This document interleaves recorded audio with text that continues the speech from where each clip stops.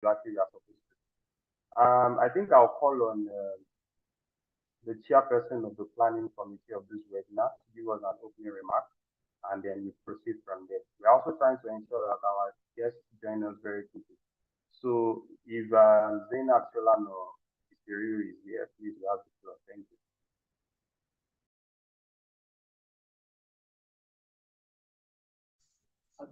Thank you very much, Edidi. Good morning, all. Thank you, Rebecca. Over the years, we've had youths complaining about not getting jobs. We also have some complaining about not having access to opportunities, the likes of fellowship programs, scholarships, entrepreneurial opportunities, to mention. But now the story is different because we have so many bodies, governmental, entities to give us the best. So we are in an era whereby we are full of opportunities. They're full of opportunities. There are full of opportunities that we us to tap into them. And all we just need to do is we need to just know those opportunities, find them, and just sleep on it. It's a great pleasure for us to have the Minister of Skills, to have the Commissioner and other staff and honor our invite to join us here today to discuss the facts and myths about the government opportunities. You are welcome to the third edition of the Lagos Central Youth Webinar. Still, and make sure you end one or two. Yes, sorry. All right, thank you very much. That. So, opening remarks from the chairman, the chairperson of the planning committee, Dr. Akim. So we have a guest here with us. We have Dr. Akim Onosanya of Lagos State Employment Trust Fund. We have our own commissioner in Lagos State, Honorable Mobolaji Ogunlende. He has a very busy schedule, but he has decided to join us right now. You are welcome on board, sir. We are trying to track all the other guests that are online. So we are also looking forward to see if the minister has joined us.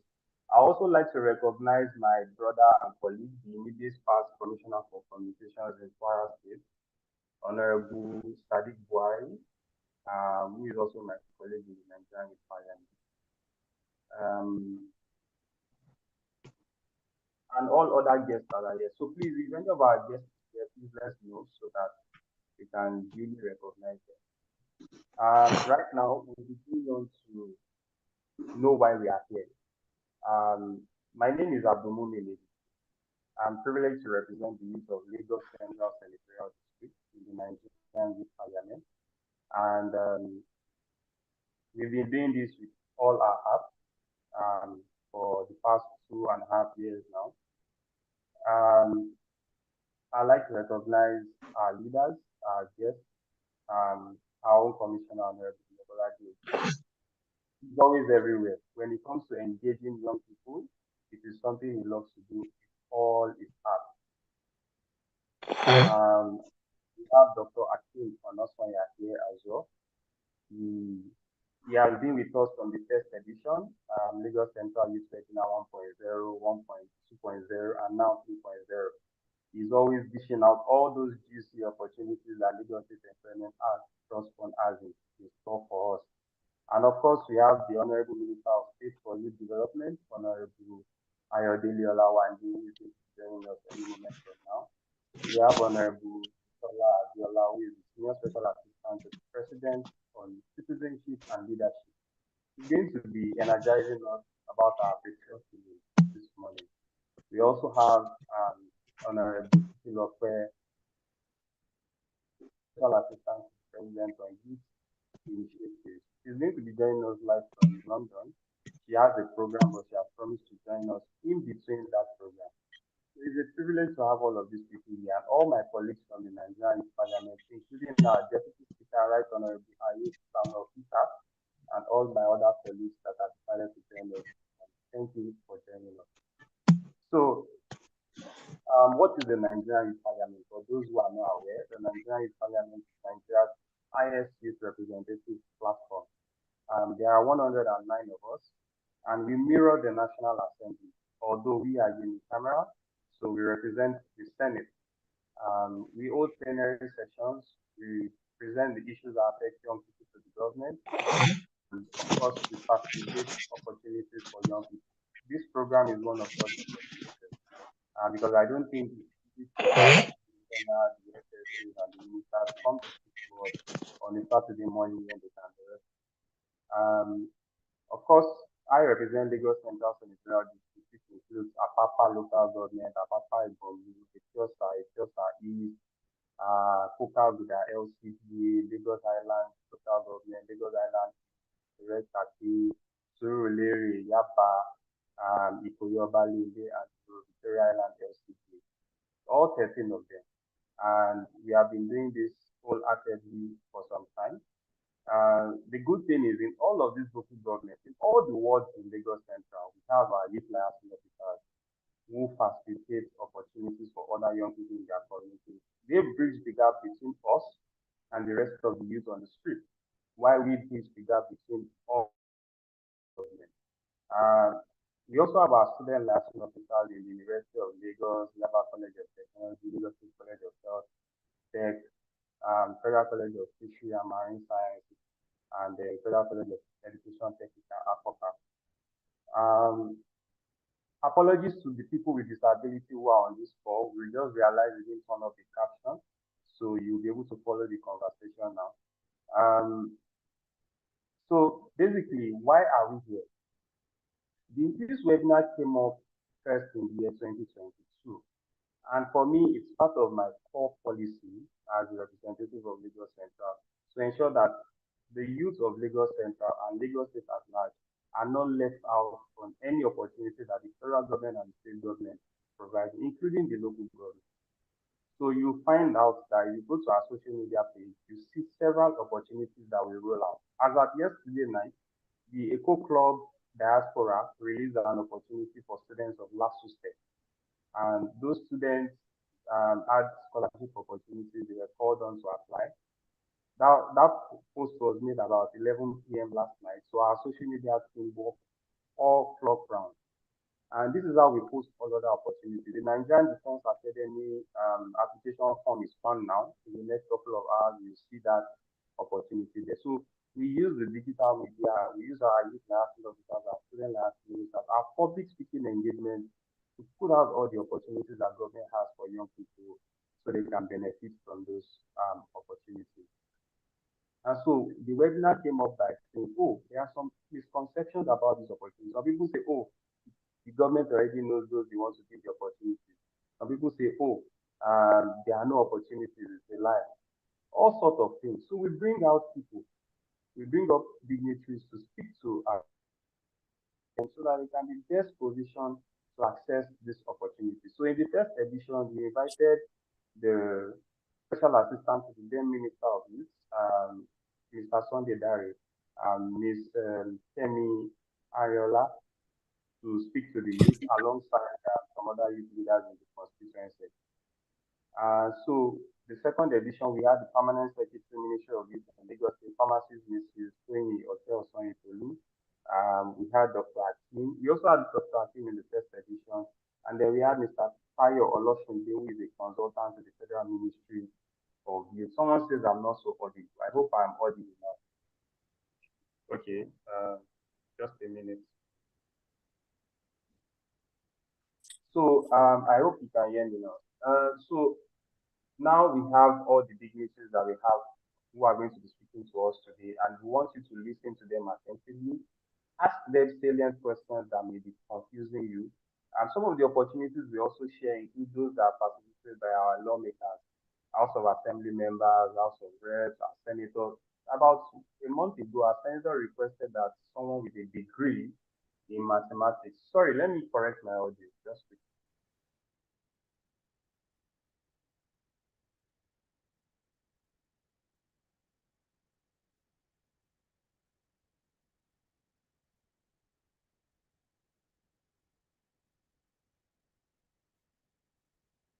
Please let me know if you can hear me clearly now. So these are some of the opportunities that we've been sharing. What are the other things we are doing in Lagos Central? We have the Lagos Central Inter-Secondary School debates on drug abuse.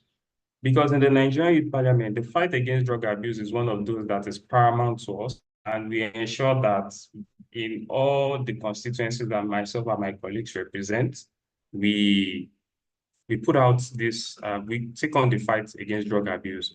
And coincidentally for me, I was also called upon to serve on the steering.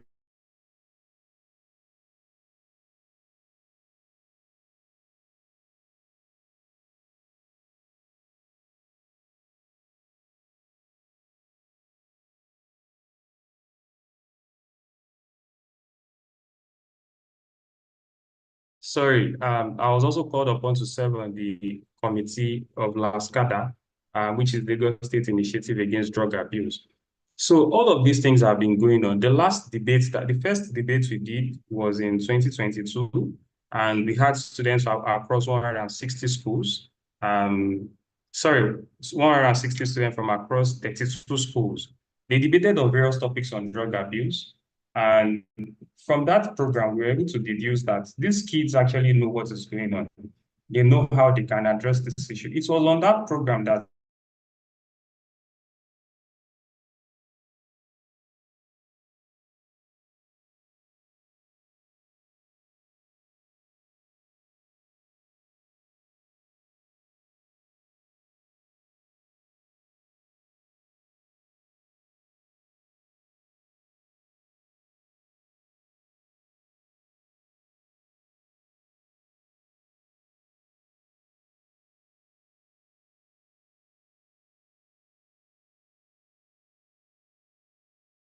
I don't know why my call keeps tripping off. So these are some of the things that we've been doing. And then we've given those students laptops, mobile tablets, with the support of our leaders, people like Honorable Bola Onisha of Etiosa Constituency 2, Our Excellency Dame Abimbola Fashola,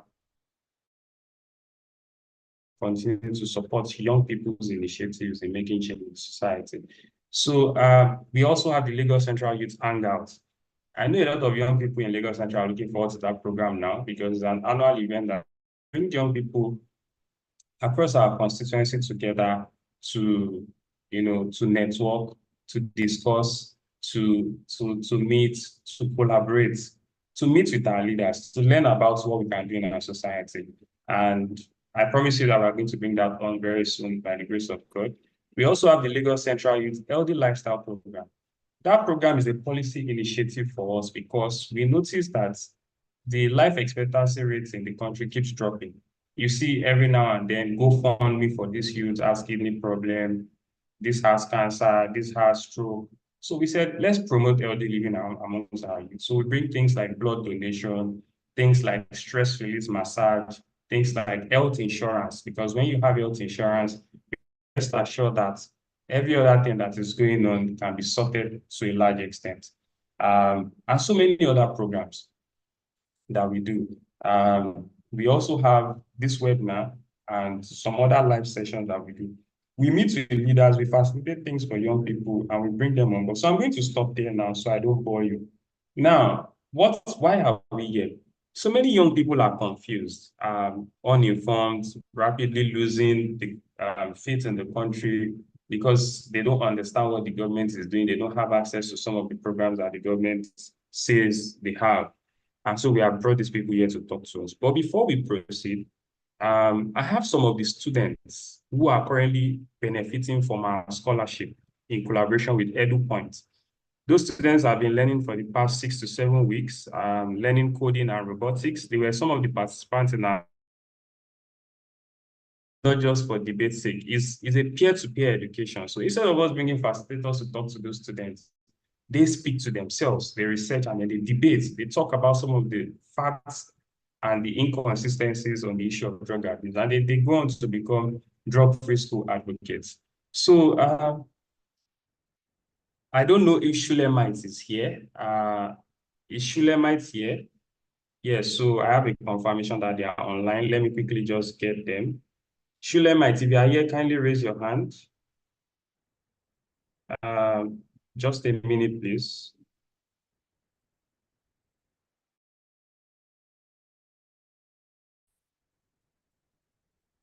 Please, the technical people, can you help us identify Shulemites? Shulemite Ikenna from Etiosa Community Senior High School and SS2 students. We have William Abimbola from the Etiosa schools here. I guess they are lucky. And then we have Adeyemi Michael from Federal College of Science and Tech in Yaba, who is a junior secondary school student. So we want them to just say a few words, maybe just one of them. Let me try to see which of them is here.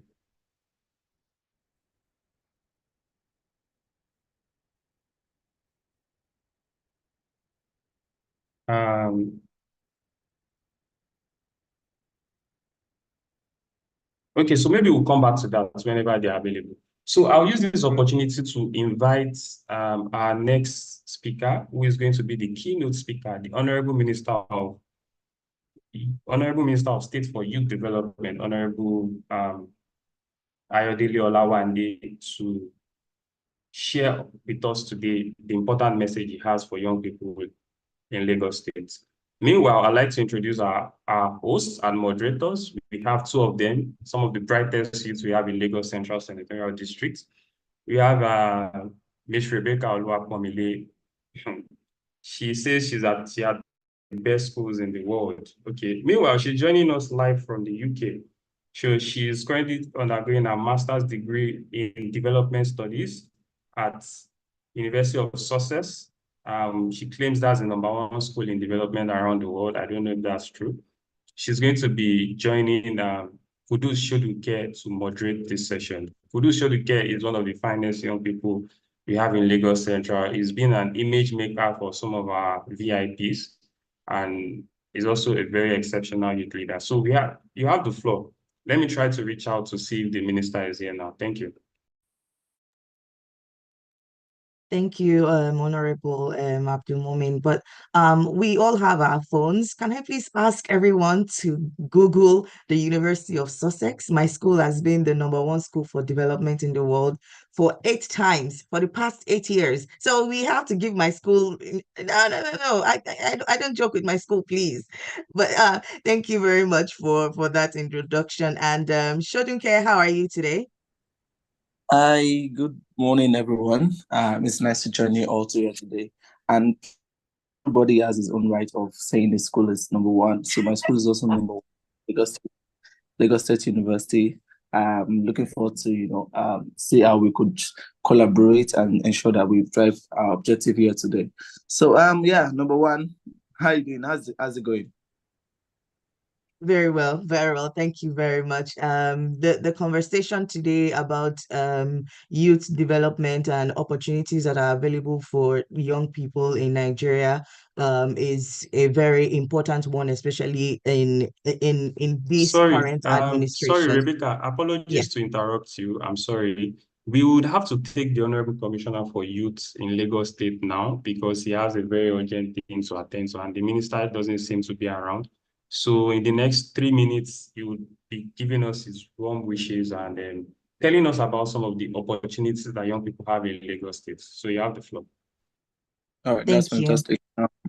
So we have the Honorable Commissioner joined already on the call, and we would really like to introduce him briefly. Let me just say 1 or 2 things about the Honorable Commissioner for Youth and Social Development, Lagos State.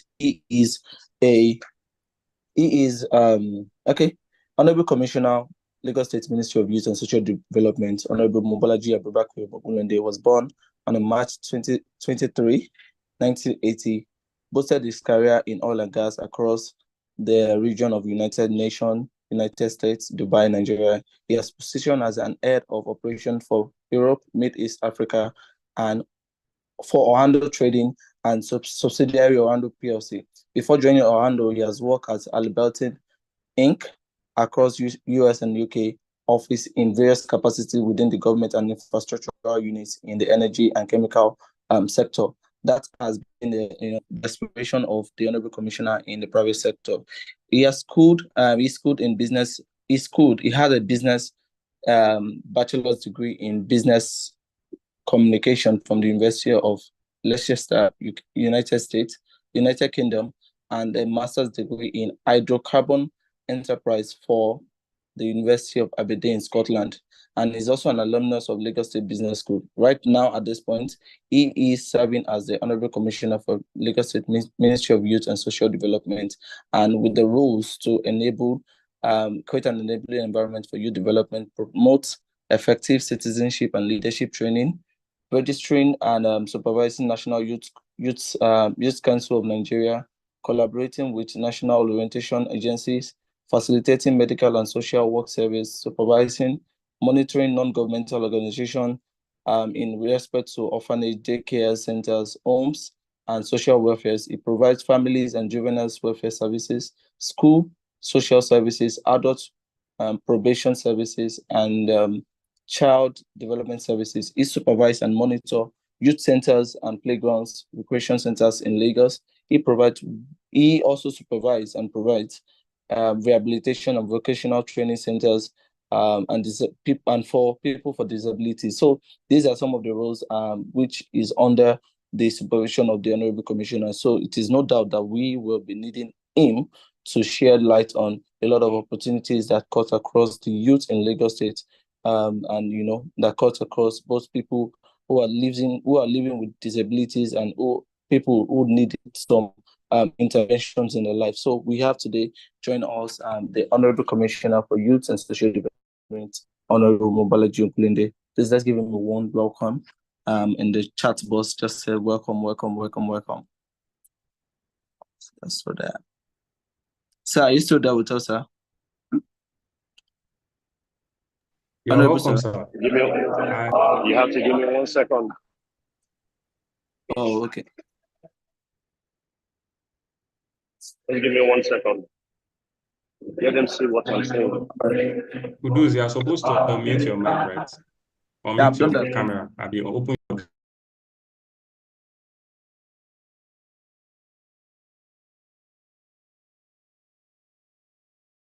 Just have to give me 1 minute. All right, sir. So while we wait for the Honorable Commissioner, it is very important that we all understand the reason why we are here again. And I'm sure that the Honorable representing Lagos Central has emphasized on this. But of course, it is not too much for me to also re-emphasize on the importance of why we are here today.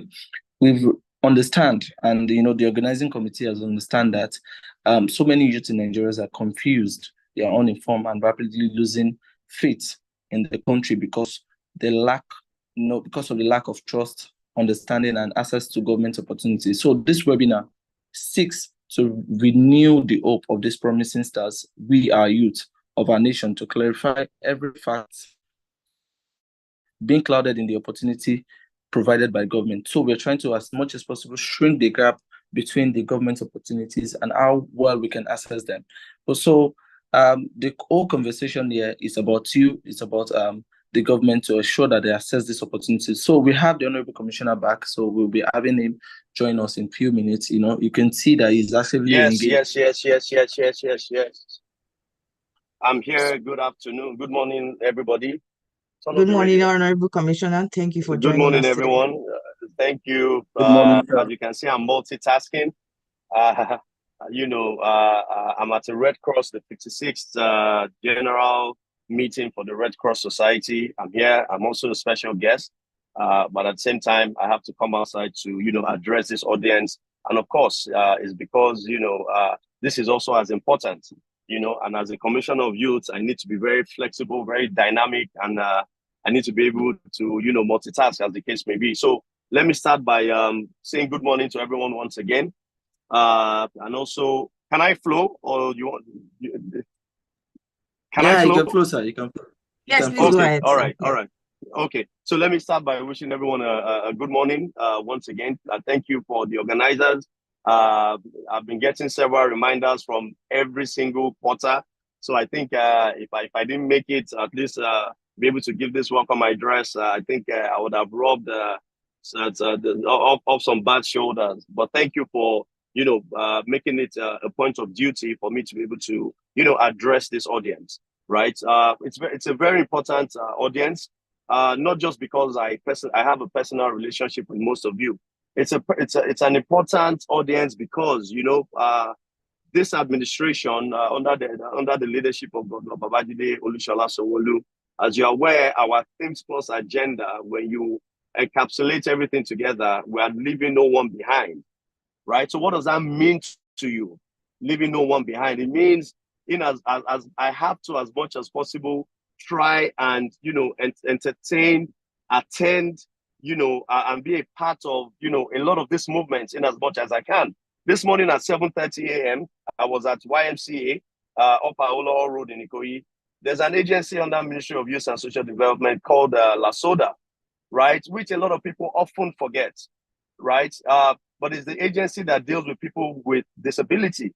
They had a walk this morning. I'm still wearing the shirts out on the limb, right? We walked from YMCA to Aolo roundabout, and we walked back. And it's just to celebrate, those individuals that have just one limb, and also to amplify, what the Irede Foundation is doing to help those, that need, artificial legs and all of that. So that was this morning, right? And then here, Ebute Metta, and then from here to Bariga and all of that.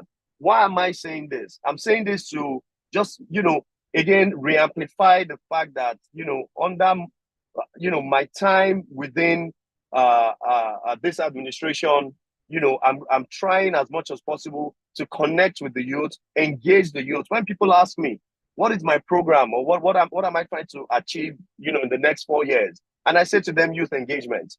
Because to me, everything is about engagement. This that I'm doing, I'm addressing the audience, but it is an engagement. What I did this morning, the walk for limb, is an engagement, right? Everything I do is an engagement. So that is what I'm trying to do in 4 years. When I empower somebody or I facilitate an empowerment, is a form of engagement, right? So it is very important. But of course, I can't be everywhere at the same time, but I try and prioritize. Now, to bring it back home, to the topic of today, which is why we're here, information is power, and power is knowledge, right? Very simply, what do we do with information we have, and what do we do with the power we have? Your destiny is in your hand.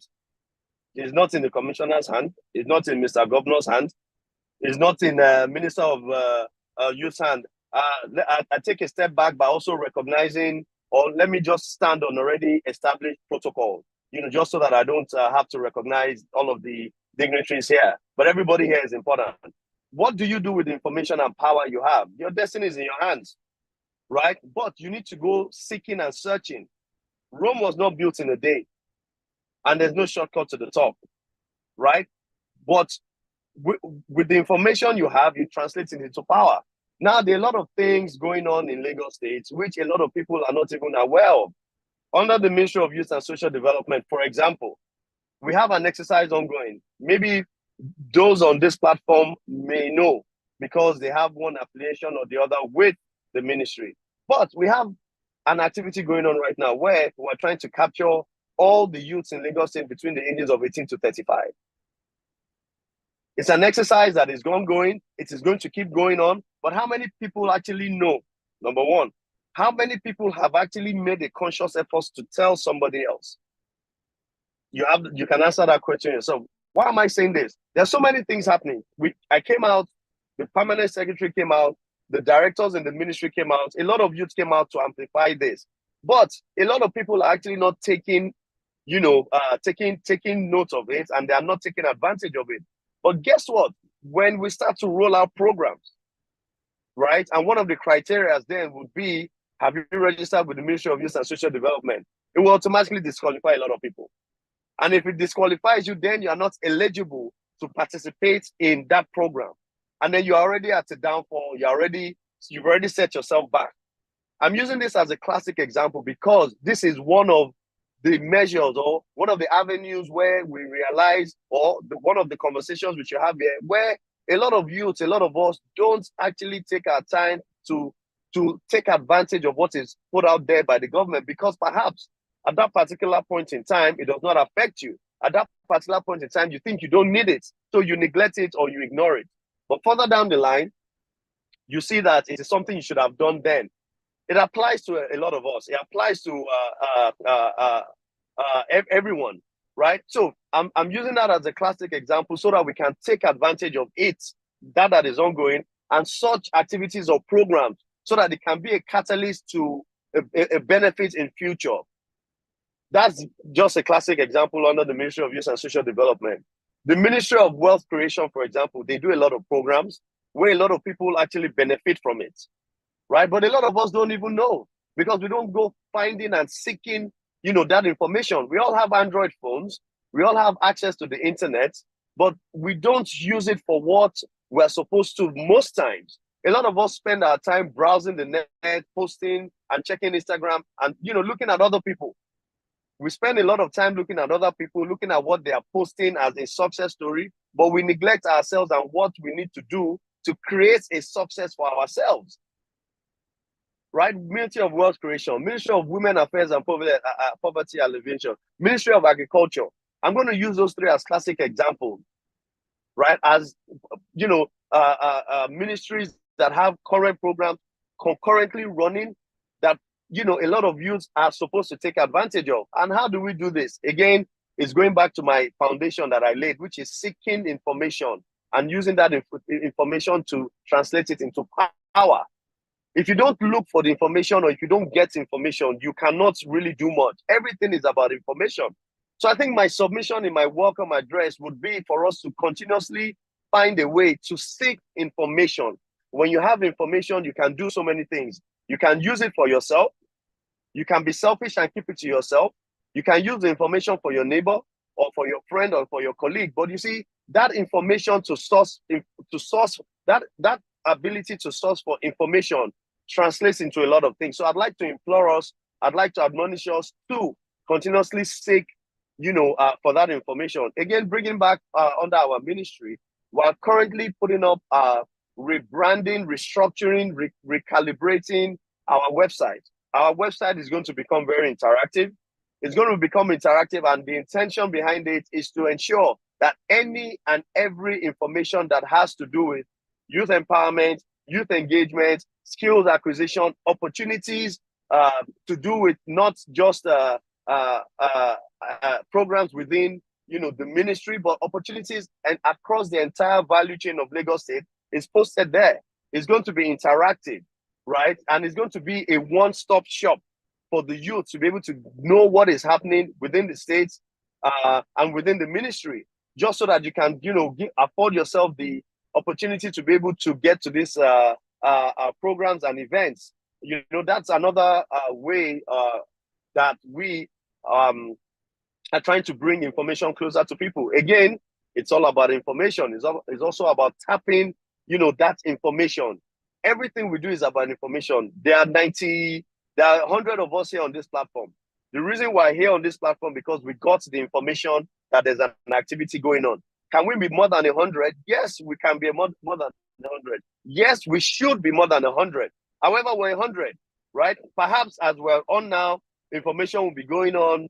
Information again will be passed. Commissioner is addressing. More people will start to log on. Oh, the minister is actually on the platform. Are you serious? The minister and commissioner are on one platform alongside other, top government functionaries. More people will continue to add. Again, it is the power of information. What are we doing with it? So in summary, what I am trying to say very simply is we need to go and seek for information. We need to encourage ourselves to look for information that can be beneficial to us as individuals, us as youths, us as citizens of Lagos. Without the information, you cannot really do much. And again, to bring it back to the topic of today, how can we harness these opportunities? It is simply about going out to seek for information. I'd like to put my welcome address and my submission under that, seeking information and translating information to become power. Because again, we can keep going on, on and on, but again, it's always very important to make it very short, very brief, very captivating, and just amplify that message. So my simple message is, let us seek for information in the right places and turn that information into power. Thank you very much once again, and I thank you for giving me the opportunity to address yourselves on this platform this morning. Good morning. Thank you very much, Honorable Commissioner, Good for morning, Honorable joining Commissioner, us. sir. Thank you so you. much for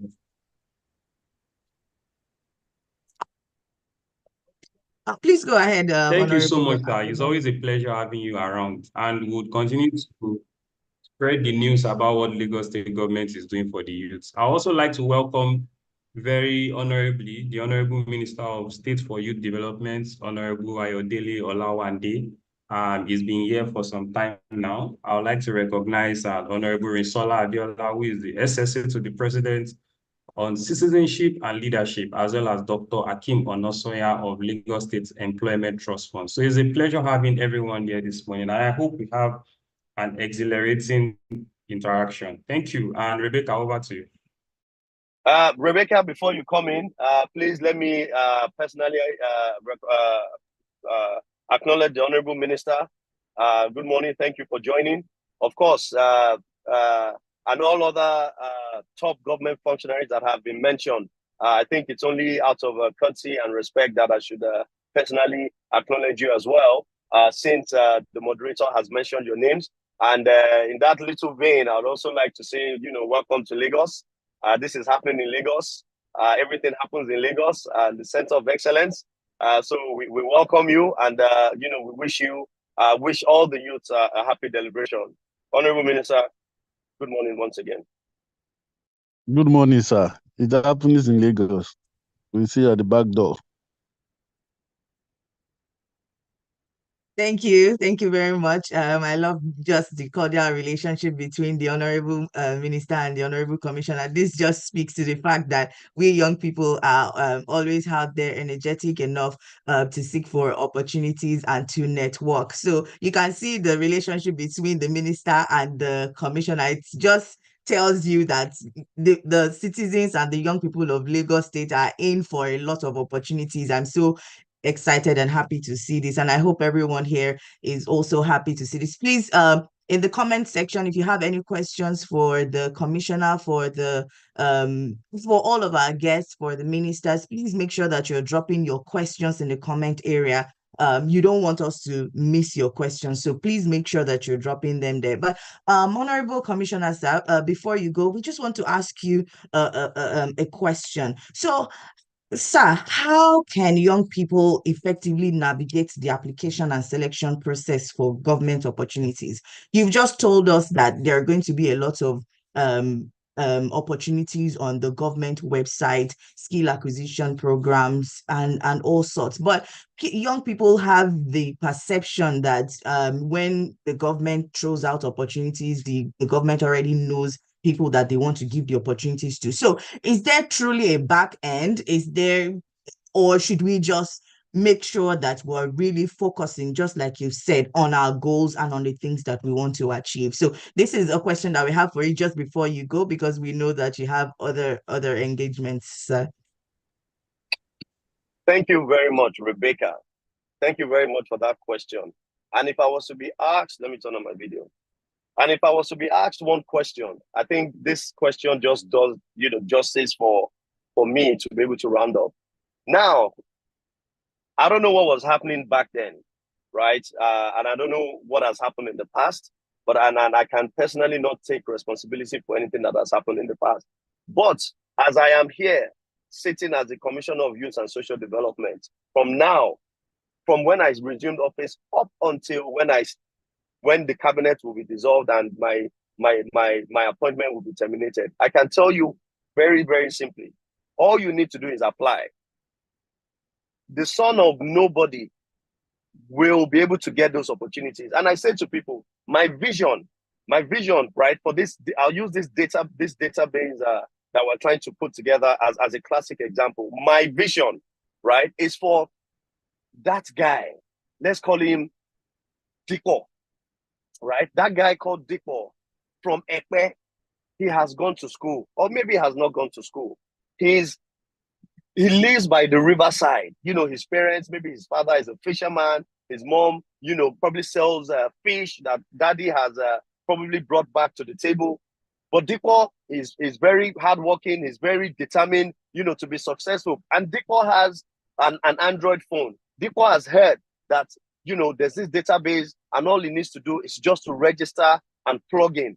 And then there's an opportunity. And DIPO, not knowing the commissioner, not knowing the permanent secretary, not knowing Mr. Governor, not knowing the Honorable Minister for Youth, not knowing anybody, just goes on that platform, on that website, and puts his name and his credentials. And an opportunity comes up, and the computer system will randomly select people that are eligible. And DIPO is one of them. Just because he applied, he has the credentials, and he has put in his details. That is the vision that I see. That is the vision that I see working for the youth. So it's not about who you know and who you don't know. Don't get me wrong. I'm not going to be shy to the fact that, of course, the system we all know is man-o-man, and man, and you leverage on your relationships. I'm not going to be oblivious to that, and I'm not going to run away from that. It is what it is. However, the point is, we need to be able to create those opportunities for the DIPOs to be able to thrive into and be able to tap into those opportunities. We just came back from Finland, right? We just came back from Finland. I want a DIPO who is in that riverside, be it Ekpe, be it Ikorodu, be it Badagry. He has heard about it, the Village Youth Academy program. He has heard about it, he's interested in it, he goes to apply. And he gets an opportunity to partake in that program. The Village Youth Academy, the next edition is going to come up very soon. I'm going to use that as a classical example to show that everything is transparent. You can hold us accountable, and we are going to be professionals in everything that we do. So I can assure you, Rebecca, and everyone listening here, that is not about knowing me. For those that know me, they can attest to the fact that I say to people, go and do the right thing the right way.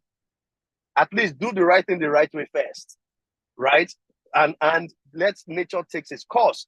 Again, I'm not here to spit lyrics and be, and just keep saying we're going to do this and we're going to do that, and not being mindful of the fact that that system also exists. So I'm not saying it doesn't exist, but the point is, if 90%, right, of the people are fortunate and don't know anybody, then for me, I have done a good job.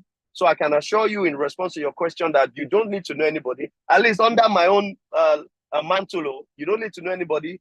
And as long as you have done the right thing, you will be given the same level and the same privileges that you should as a citizen of Lagos State, and most importantly, as a youth, in Lagos State. Thank you. Thank you very much. Thank you so much, Honorable Commissioner. Thank you for your submissions. Truly and truly, the future of Lagos is bright. The future of Nigeria is bright. Sir, we thank you for joining us. Just in case you have to leave now, it's okay for you to continue your engagement. Shodunke and Honorable ADD, if you have anything to say to the Honorable Commissioner before he leaves right now, and then we proceed. Yeah, so my simple remark to the Honorable Commissioner is thank you so much, sir, for taking our time to be here with us today. And that's why we always say you are our guy. You are our guy in Lagos State, and we appreciate everything that you do. Thank you so much, and have a lovely time, sir. All right. Thank you. Everyone, keep your question rolling in. We will compile them and ensure that at least one way or the other, we get him to respond to some of those questions. We have your database in check with us, and we can also, give you back this response on your database. So keep the question coming in, and because of time, it needs to run, and we can, further continue this engagement. Thank you, everyone. So let's bring on the Honorable Minister, please.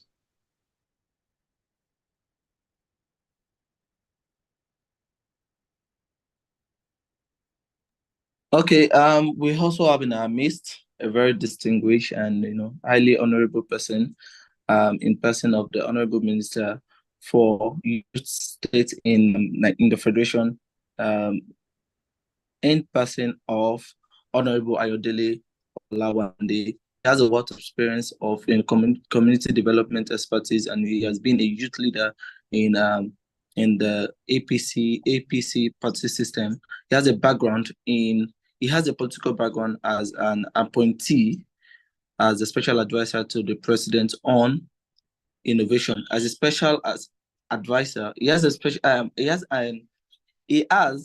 trying to get this, I got this online, so I'm trying to get it correctly, so I won't go and put this wrong thing. So he worked as a special advisor to the special advisor on president on President on Innovation, and he has also served as a youth leader across board in every level of All Progressive Congress. We welcome today to join us the Honorable Minister for State for Youth, Honorable Ayodele Olawande. Welcome, sir. Please let us see a round of applause in the comment area for the Honorable Commissioner, for the Honorable Minister, Honorable Ayo. Please let us clap for him in the comment section. Thank you very much for joining us, sir. Sir, if you could please turn on your video, we would like to see our Honorable Minister. Thank you. Thank you. Good morning. Good morning, everybody. Happy to be with you. I just need to give over time. I've even forgotten. I'm sorry for joining the platform late. I think I'm 10 minutes late because I have to be somewhere. So I just tell them to shoot by 1 hour so that I can attend to this before rushing down to the program or to the meeting, whichever one it is. I appreciate everybody. I will start from where the Honorable Commissioner stopped, that it happens in Lagos, everything Lagos, no problem. Everything is good. Even the Abuja we are today, when you want to throw a jabs, they will tell you, hello, are you there? They will tell you clearly that Ekolawa, even when we're inside Villa. So we agree with him that we are in Lagos, no problem. And I must say this, you know, that a lot of good things comes out of the place. A lot of good things come out from the state. And you can see what the Honorable Commissioner is saying. See, he has said it all. But I'll give you some instances. In the Nigeria we have today, one of those things we Nigerian youth, not the Nigerians because I'm part of them. Some of those things we Nigerian youth focused on today is a problem. The solution we don't have. We go for the trend and we don't go, or we don't read, or we don't make a research for how to solve what we are trending. It is in our youth to pick your words, to be online. We have 5 applications. We have WhatsApp. We have, okay, WhatsApp is general. It's general. It's something you must use. You have applications. We have Facebook. We have Twitter. We have Instagram. We have Snapchat. We have TikTok. Those ones that you can pick your words on the video, we pick the words on the video. Those ones you can pick in written, you pick it in written. Those ones you can pick, whichever way they pick, you just pick and make bad things out of it. I ask questions. And the questions I'm asking is this, because I'm part of this generation. The question I'm asking is this. If we pick all this in the platform that is not being created by us, you know there's something happening on Instagram now. Sorry, on Twitter now. Because Elon Musk is paying some certain amount of money. The next thing is just to go and look for, engage one particular person badly so that everybody can come on those places so that you can be paid. Leaving the fact that we need to start making research. We need to start talking to ourselves. We need to start looking for opportunities. We need to ask ourselves that it is time. Like he said, we have over 100 or if not 100 on this platform. And are we saying the 100 on this platform cannot sit down, cannot go on this platform day in and day out and just make sure that we attain different things in different levels to make a great country? Ask me a question. Those people that you said they are our leaders, when did they start? How did they start? The only reason why they still rule us and people are saying youth inclusion is because they have something to sell. They are sitting down on the brain. People call that Mr. President a think tank, somebody that thinks to make the political space work, somebody that can think and bring people together, a theme to make the economic sector work, somebody that has the aspect to engage people, to talk to the people. Do we see that kind of people as a young person? Are we driving to that age? Are we driving to the path? Are we talking to ourselves that the energy we've focused, the energy we've put together, the energy we have put up to abuse ourselves, to make jest of ourselves, to tell ourselves, call ourselves different names, have we channeled it in the areas that we think can work for us? And that is just exactly what this, how can we get this? It is in our hands. There's nobody that is an island of knowledge. No magic from anywhere. I told everybody that wants to work in a political class, I said, see, come, you have a leader. You ask money from this leader. This leader should give you money. This leader wants to contest an election, to become a governor, to become a senator, to become an House of Rep. I swear, they are human beings. Blood and water runs on their body. I sell my house. Let me use myself as an example. Anyway, I've not gotten to that level anyway, but let me use myself as an example. I went ahead to go and sell my house in Ikoyi, in Ikeja. I went ahead to go and sell my house in Azokuru, Maitama. I went ahead to go and sell house in one beautiful area in London. Probably that was what I've used. Whichever way you get your money, that's your problem. But that was what I've used my whole life to gather. And I said, I want to run an election. And I come down to Lagos. I come down to Southwest. I give this money out to young people. Majority of those people that is going to take this money from me is the young people and the women. And you want me to come back and do something for you. How will I do it? It's not possible.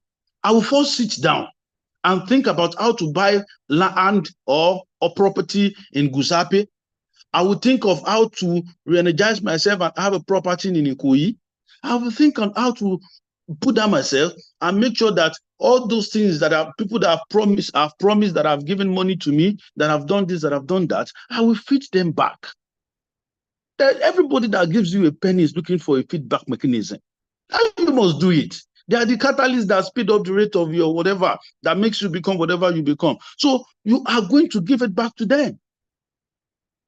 So giving it back to them is also going to beat down whatever that is going to happen to us. And we will sit down, we will curse leader, we will blame leader. Nothing will happen to them. I'm sorry for using that. Nothing will happen to them because we have sold ourselves out on a platter of gold. And we now want to come back and said, you must do this for me. Where do you want me to get it? I was giving people an example of who I am. Fine, I was in the political class.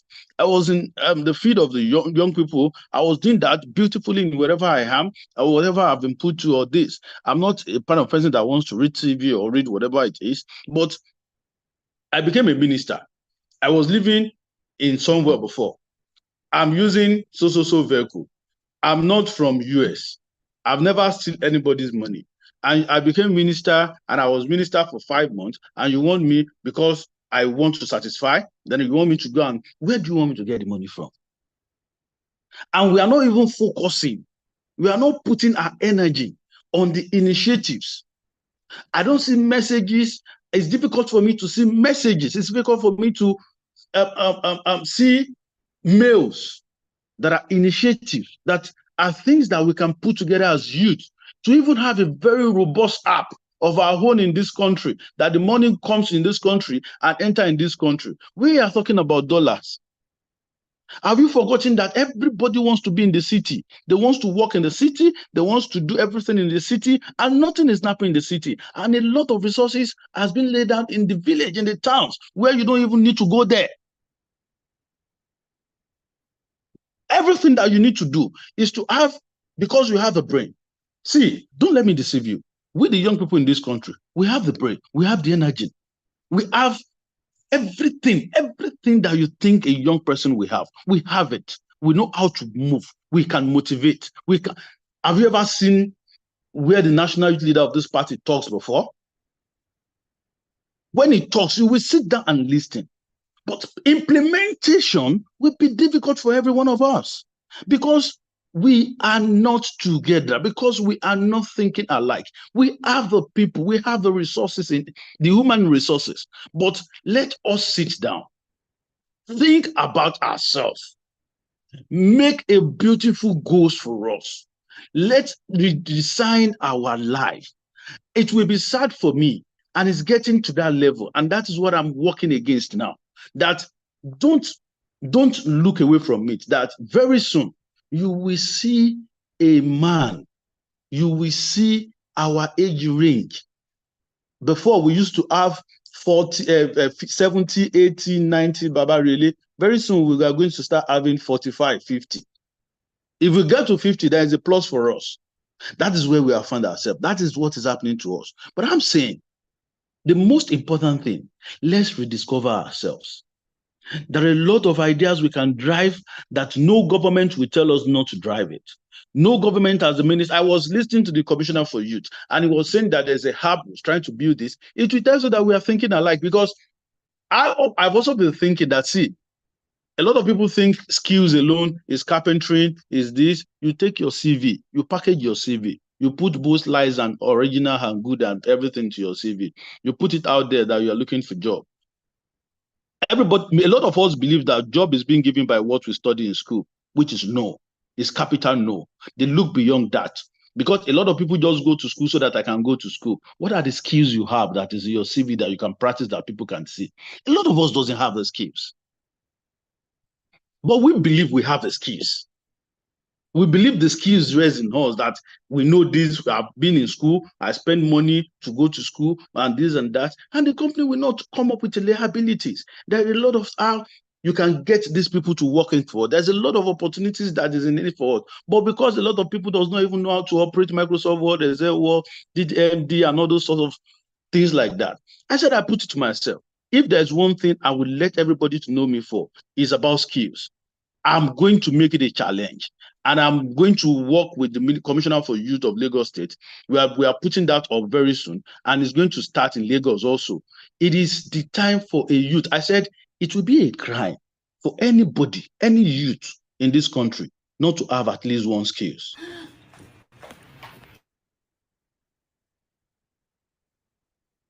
That is going to be a crime. It's going to be a beautiful crime for one person not to have at least one skills. That you heard it from me first. Hey, Where is this coming very from? sorry, Honorable Minister. I think maybe this system has been hacked. This is exactly what you were talking about young people putting themselves in the wrong skills. We have to this is so. I think something happens, or somebody hacks something. I don't know. Yes. Yeah, Yes. I've removed the person from the platform. All right, thank you. So I think we channel our energy to different things. We looked at different areas. We are not looking at what is productive for us.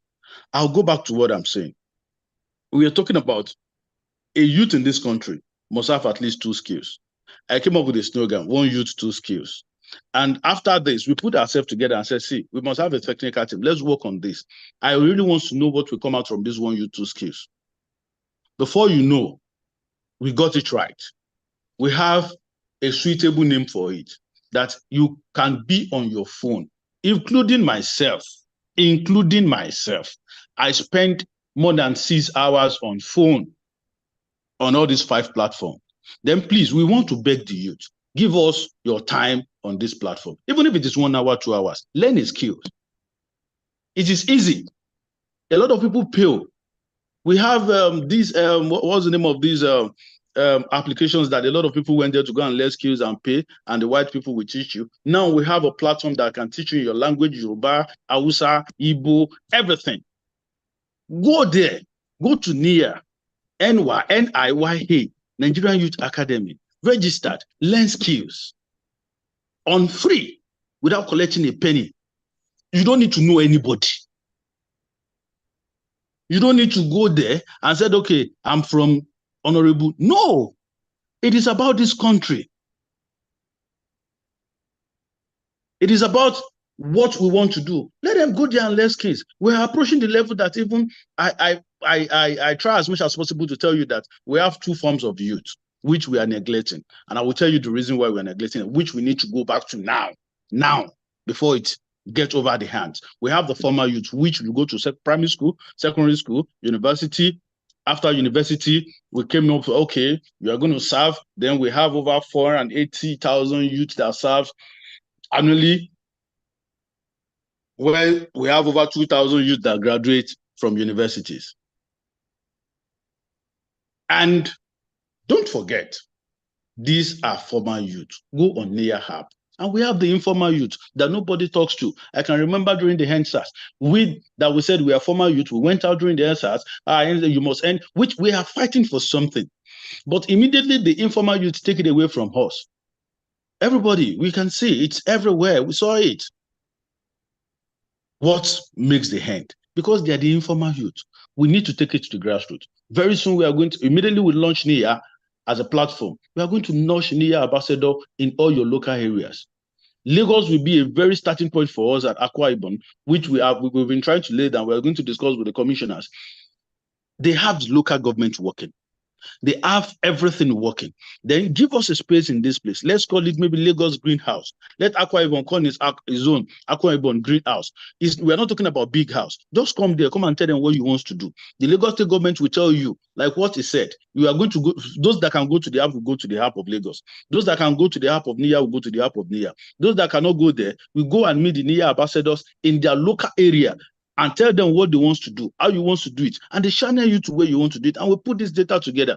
And the data, if you are looking for work, just go and put everything there. Nobody needs, we are trying to push that to the president now. You don't need to, even if they are putting up, we need people to work in so place. Just go to those places and go and pick. They will pick randomly. Nobody's ready to know. We are saying, we want to do things differently from the way it has been done. So I agree with the commissioner that we are not looking at what has been happening in the past. We are also part of it. We saw it. We can see it. We view it. We are part of it. I am part of it. And that's why I said, I'm a student. I'm a product of struggle. And the struggle continues until we get there. We know we cannot change 100% of the people. We know we cannot put our words. Even when you are saying it, they will tell you that you are doing wrong thing. They will tell you that this and this and that. But we are saying that no matter how it is, there must be a signature, handwriting, that when you were there, when every one of us are there, this is what we do. Me, I'm taking this as a joint task force. I don't want to go deeply because of our time. I'm taking this as a joint task force. It is not about me. It is not about the commissioner. It is not about those people at the top rank. If my office is as open as anything, we need the ideas. We need the initiatives. Let's work together. A tree can never make a forest. 100 people can change this country.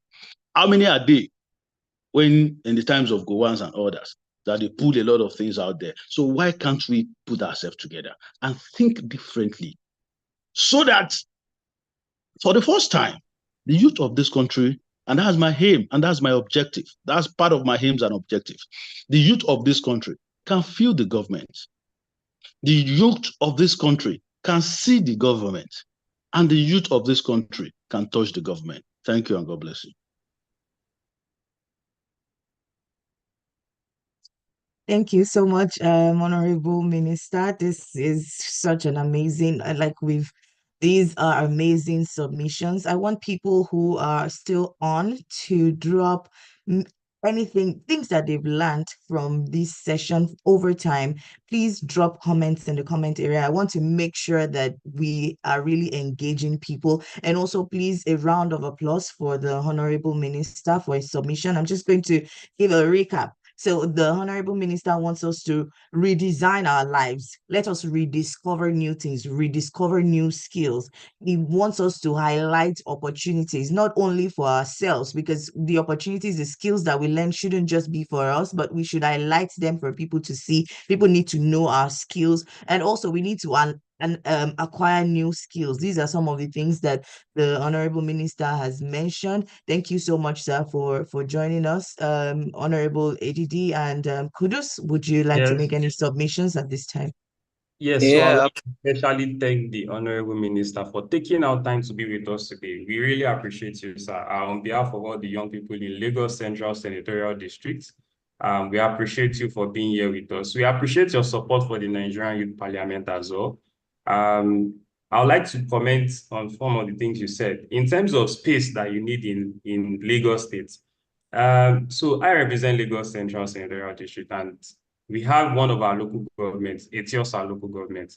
We've been on the neck of Mr. Governor to provide a youth center for us in Etiosa local government, but there's been back and forth. The Honorable Commissioner is also aware of that conversation. We are appealing to the Federal Ministry of Youth now that if the state government is still considering, we don't know if the Federal Ministry will be willing to situate its youth center in the southwest in Etiosa local government. Etiosa is the house of all that happens in Lagos State. Talk of the entertainment, talk of the real estate, talk about so many things. So we'll be glad to have a stadium and a youth center in Etiosa, so you can do everything you want to do for the youth in Lagos State and by extension Southwest. And as you know, the coastal road from Lagos to Calabar is also under construction. So this means that even people from the south generally can come to Etiosa. That road passed exactly through Etiosa local government in Lagos Central Senatorial District. Sir, we'll also hope that you would adequately involve our youth who are on this platform in your crusade on the One Youth, Two Skills advocacy that you have embarked on. We've been following that conversation, and we know that you do very much well for us. And I also apologize about the disruption that came on earlier. It's some of those things we are trying to reorientate our youth about, and we hope that they will listen and tap these opportunities that are being put forward. So thank you very much, Honorable Ministers, and we really appreciate you.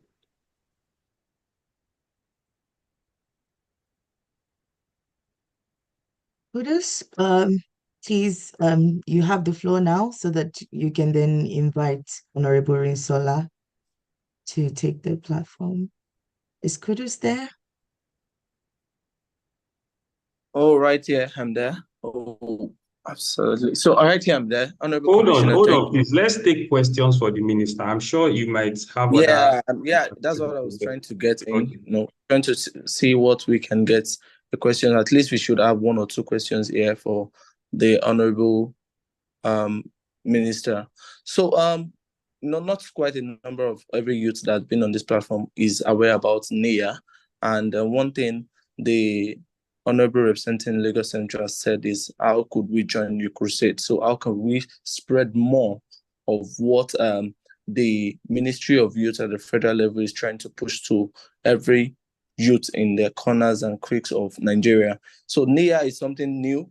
Personally, as well, to me, I heard about the one youth, two skills, but NIA is something new. So how well can we tap into those advantages in the NIA space, and what are the things that youth can prepare for to ensure that opportunities from the platform of NIA, how do they use or how do they completely take the full potential of the platform of NIA, and how well. So one thing I'm very concerned about over the time is that we realize that when youth get an opportunity to learn skills, the issues of sustainability, how well do we do sustainability? How do we manage after the skills have been acquired? How well do we do with mentorship and every other thing? So those two questions are one of the things that I've seen on the chat box, people asking about how can we fully attach ourselves to NIA, and also as well, how can it be sustainable over the years? Honorable Minister, sir. All right, thank you very much.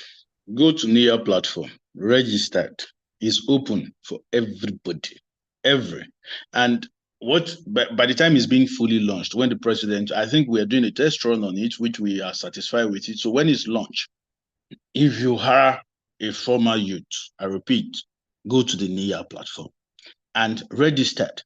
When you registered, it will be open. You see the skills you want to learn, the course you want to learn, and everything.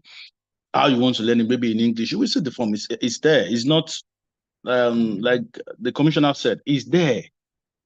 It's not that because you know this or a slot is coming to this. No, it's for all Nigerian youth. It's open. This is open door policy. It's open. Just go there and register, and you'll be part of NIA. 2, for those informal youth and for those that will not be able to go online, or they don't even have access to the phone, they can't run in app. And let me tell you the 4 things the NIA is doing. There's going to happen in NIA.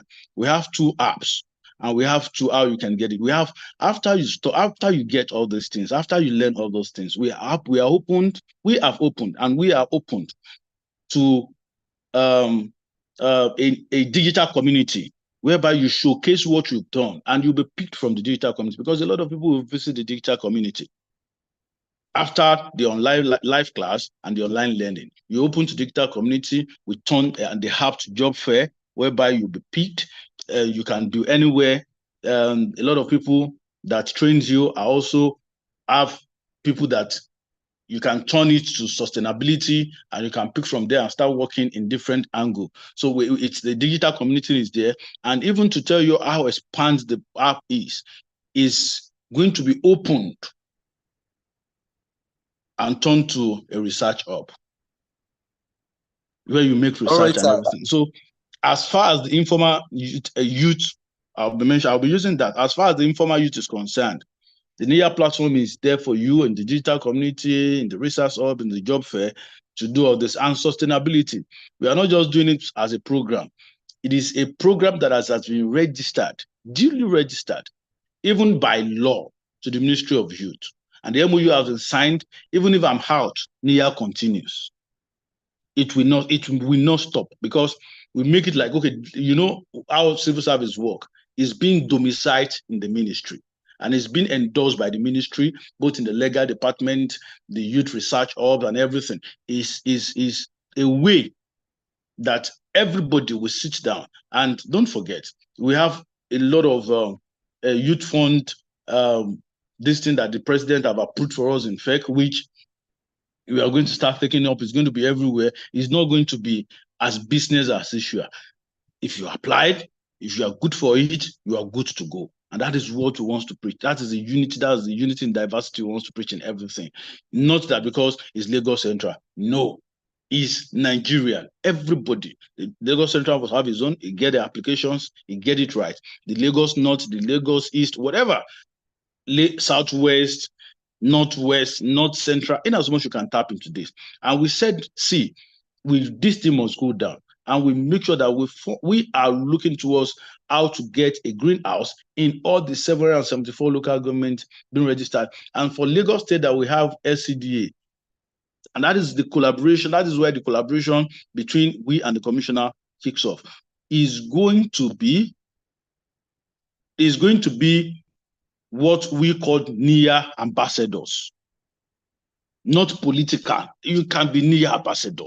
If you are good for the tax, we have NIA ambassadors everywhere, which we sit down, we have the office, we have the room, we have the area. And as our core members, all of us that have this good initiative, we are going to sit down with the artisans in all states through the help of the commissioners. And that's why we are partnering with all the commissioners. That's why we're working together with them. We are going to sit down with the artisans, and that's why I'm available to move anywhere.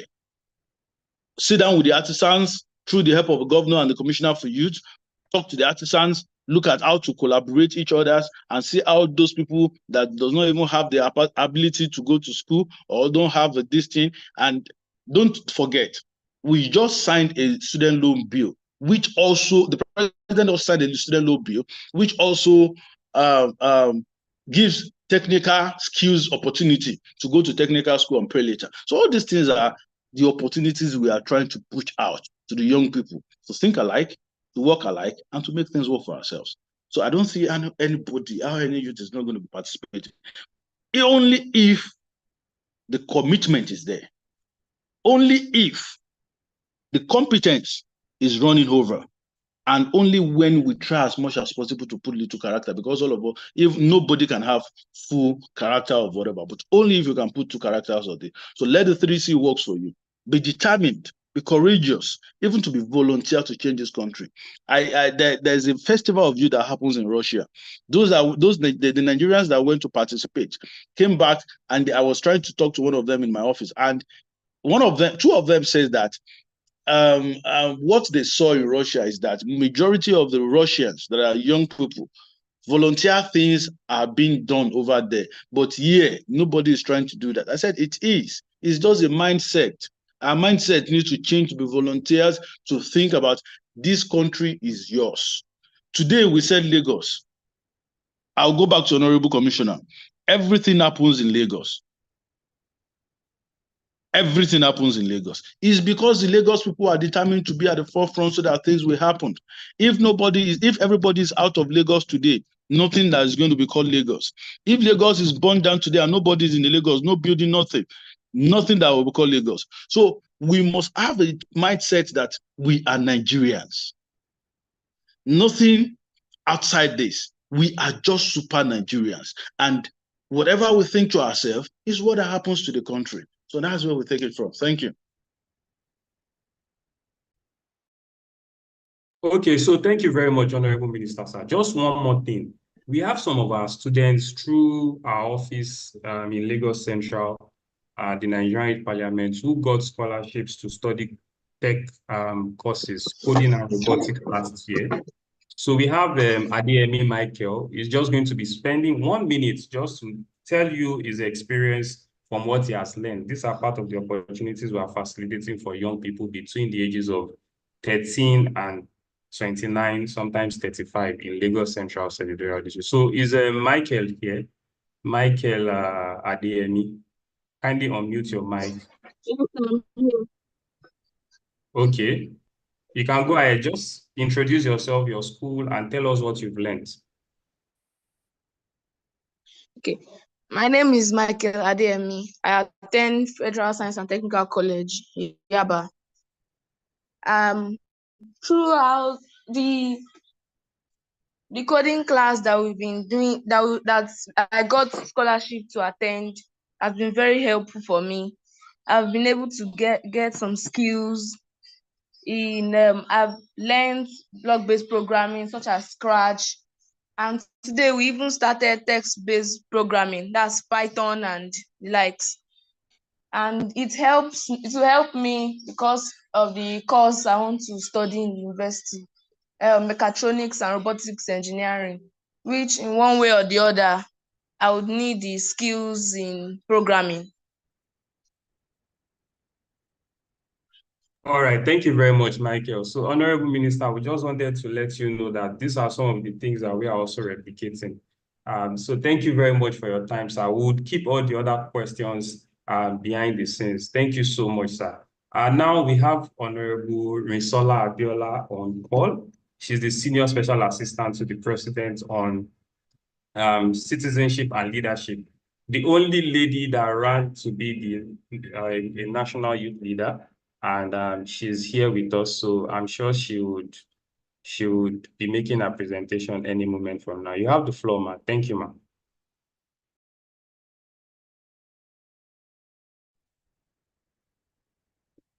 Hello, good morning, everyone, or afternoon. It's afternoon now. Good afternoon.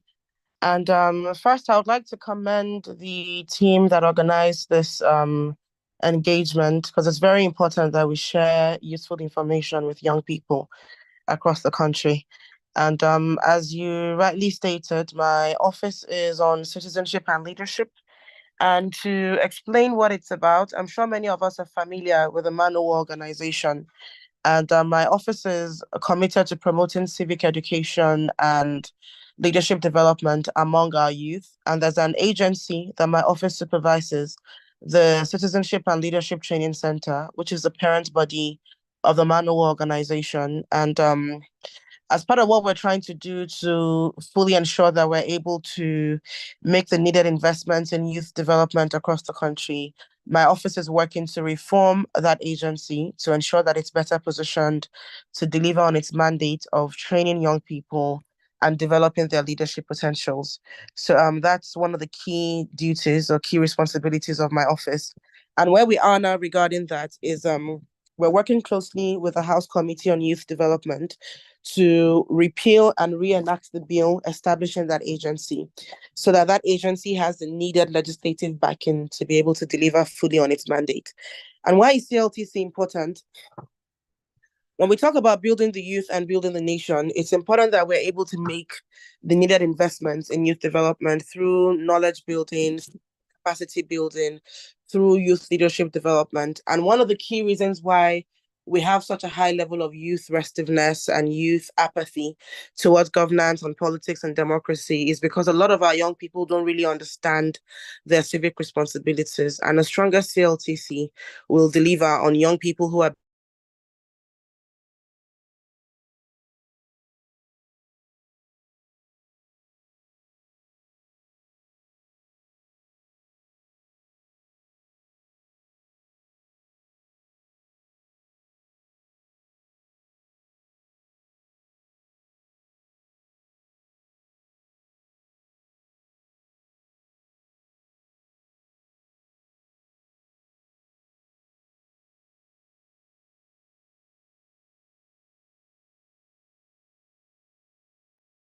Is it from my end or is it, where is the glitch coming from? I think that the glitch is from the speaker, but I believe that she will join us again soon. This might also be a glitch with Zoom itself. Yeah, I guess it's the network on the end of the speaker. But then, while we're trying to engage everyone on this platform, one thing I wanted us to put in mind is that, and which has been recurrent in the conversation of the commissioner and the minister, was about us getting prepared for these opportunities. And as much as we're getting prepared for these opportunities, are things that the minister mentioned being a former youth. Of course, if you want to tap into the government, related opportunities, there are some things that you need to have. Sorry, I'm sorry. I Yeah. think she's back now, so she might Okay, want she's to continue. Oh, Please, okay. you can open your mouth. All right.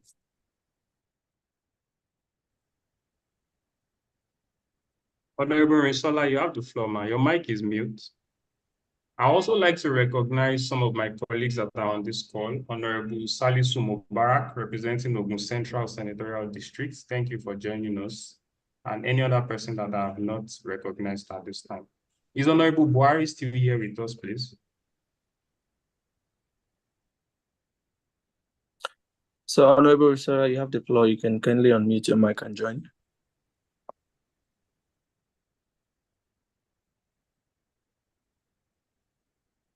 Okay, I'll try to find out what is going on with Honorable Risola. Okay. So, as I was saying, it's important that you get your NIN, intact if you have issues with it, because if you're tapping into any opportunities and in such levels, you need that. For Lagos State, your LASRA is very important. As much as you want to tap into opportunities from Lagos State government, your LASRA, you have to have that registered. If you have any issues with it, you have to work on it. So, then little things like this can, deprive you from those opportunities. So, I think we are having our joining again. I guess this is network issue. She'll be joining us very shortly. So it's very important. I would always say that, be aside the fact that you're finding an opportunity, you can find the opportunity on the way, but then are you actually looking for those opportunities? Joining back now. Oh, okay. No, that's amazing then. So it's good to have you back, ma'am. Yeah, we have to actively We have to actively searching for those opportunities. Of course, that we can always see these opportunities lying around, but if you're not looking at it, we won't see that there are opportunities, and they won't just be brought to you at your, at your table to Yeah, deal so with. she's back now. She's back now. Okay. You have the Okay, floor. you have the floor, ma'am. You need to unmute. Can you hear me now? Yes, it's fine now, ma'am. Okay, sorry. The network seems to be a bit unstable. So as I was saying earlier, my office is doing quite a bit of work to strengthen the Citizenship and Leadership Training Center. So we can also deliver on important training programs for our young people and to make it more accessible for young people so that they understand their civic responsibilities and can be more active citizens who are contributing meaningfully to the development of our democracy and the development of our country. And then I also want to commend the leadership of the Ministry of Youth Development, as ably led by Dr. Jamila Bao Ibrahim, who is the minister, and my dear brother and friend, Honorable Ayodele Olawande, for their commitment to securing support for youth issues and youth initiatives by the Renewed Hope administration. The president, of course, is also very committed to youth issues, and I think that is evidenced by the fact that for the very first time, we have 2 young people manning the affairs of our industry, of our ministry, and we have a youth ministry on its own that is entirely dedicated to youth development and youth matters. Now, recently, the Federal Executive Council approved 110 billion naira as a youth investment fund. There's also the Youth Development Bank that is coming on board. We also have, I think, 30% now officially dedicated to young people when it comes to youth inclusion in appointed positions in government. And we should also commend the Lagos State government for the level of youth inclusion, which I have seen as well, that I would like to highlight and acknowledge. When it comes to decision-making structures for young people. We see the federal government doing that. We have a lot of young people in key positions in the federal government. And we see states like Lagos, states like Kwara doing it. And it's very important that we encourage other states as well to follow suit to ensure that young people are not left behind when it comes to how we make the decisions that impact the youth demographic. On youth initiatives, specifically, this administration has also introduced the Student Loan Board to help our young people have access to education. And the reason why it's taking so long for this to come on board was because some more work needed to be done regarding the law establishing the Student Loan Board to ensure that it is more inclusive, to ensure that no young people are left out from being able to qualify for support that they need for their education. And I think that alone is worthy of commendation. We didn't just want to put out something for the sake of doing it. We wanted to do something that would really and truly benefit young people. There's also an office, the Office of the Special Assistant to the President on Youth Initiatives, Monitoring and Delivery, that is headed by my sister, Honorable Titilo Pegwadamosi. And her own job is to ensure that youth initiatives domiciled in the budget actually are implemented, and that there's somebody who is actively looking out for youth interests by monitoring all the different youth initiatives across the different ministries, because you'll find that in different ministries there are lots of initiatives that are targeted at young people, and even at the level of zonal intervention projects, which our lawmakers nominate for funding from the national budget, you'll find that a lot of them are actually focused on young people. So her office exists to ensure that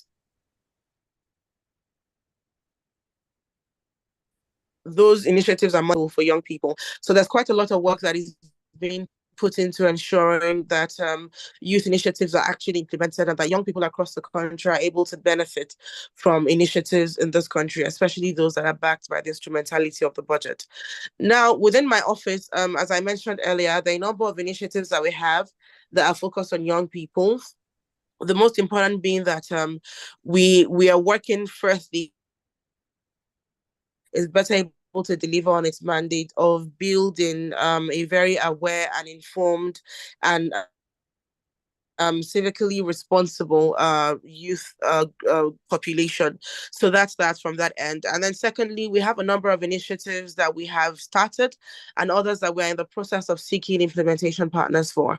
So some of these initiatives border on access to justice, which dwells on the fact that we have our correctional centers across the country. You'll find that in those correctional centers, a lot of young people are held behind bars, and it's mostly because they don't have access to legal representation.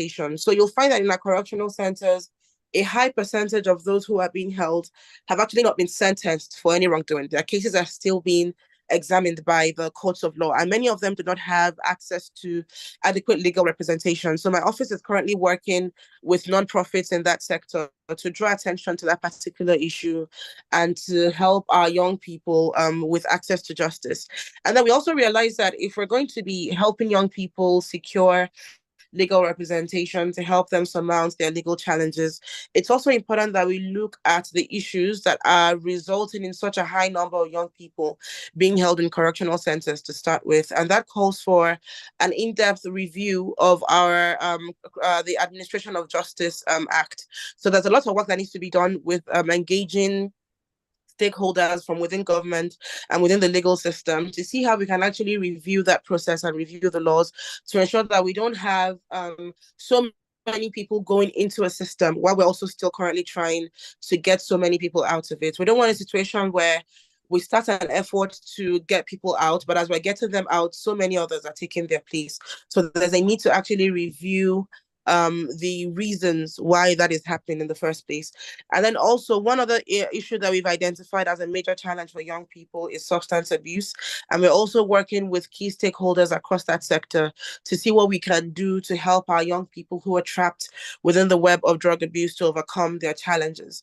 And also deter others from adopting that kind of lifestyle, because it's a major challenge for young people in pretty much every corner of the country, whether it's the South, the Southwest, the Southeast, the North Central, the Northeast, the Northwest. What we have found is that a lot of our young people struggle with substance abuse. And if we're going to actually deliver on an active citizenry and deliver on young people who are able to attain their full leadership,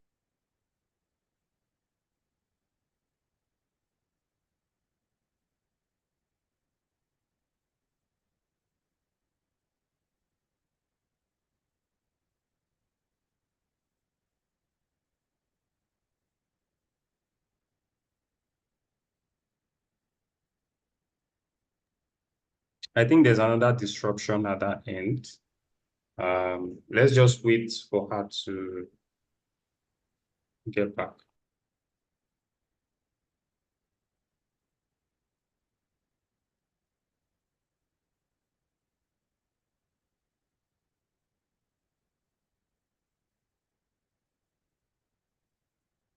While we're waiting for her to join the conversation again, I haven't been seeing a lot of questions in the chat area, so please make sure that you're dropping your questions, the questions that you want to ask Honorable Rinsola and Honorable Edidi himself. I'm sure that there are some questions that you want to ask him about some opportunities So for sorry Lagos to Islanders. Yeah, let me just quickly respond to some of those things. While we are taking Dr. Akim Onosonya next after the Honorable Rinsola. So once she joins back and wraps up, Dr. Akim is going to be taking the next spot. So for the youth in Lagos Island, I'm sure you know I'm an indigene of Lagos Island myself. So the issues of Lagos Island are peculiar to Lagos Island, and all stakeholders are having hands-on to resolve those issues. But you must understand the fact that your first line of contact is your counselor. Identify the counselor of your ward. Put pressure on them. A lot of times, some of these people do not do as much as they are supposed to do. So you are here, you are referring to someone in Abuja to come and solve your problem in Lagos Island. I don't know how you expect that to work. So put a lot of pressure on your counselor. Let your counselor in turn mount that pressure on the chairman, and then you take it on to your assembly member, your reps member, and then all of that. So Honorable Rinsola is back.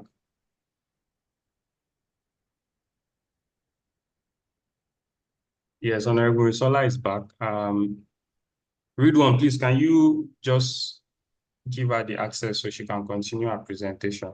So for the youth in Lagos Island and every other part of Lagos Central, Lagos State, please understand that your first line of contact are your councillors, your local government chairmen, and those. So you can also reach out to us if they are difficult to access. We can intervene on your behalf then see what we can do. So, Honorable Risola, you have the Yeah, floor back. sorry, I seem to be having rather serious network challenges today.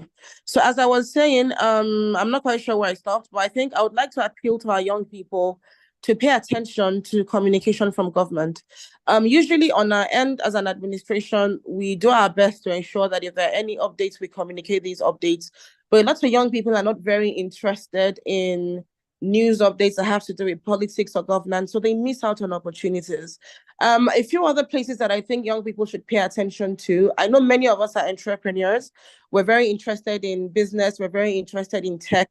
There are quite a number of opportunities that we can take advantage of from government agencies like SMEDAN, like the Bank of Industry, even the CBN, like NITDA, like the Ministry of Digital Economy and Communications. Like there are so many opportunities, the Ministry of Agriculture, initiatives that young people can take advantage of, that they can apply for.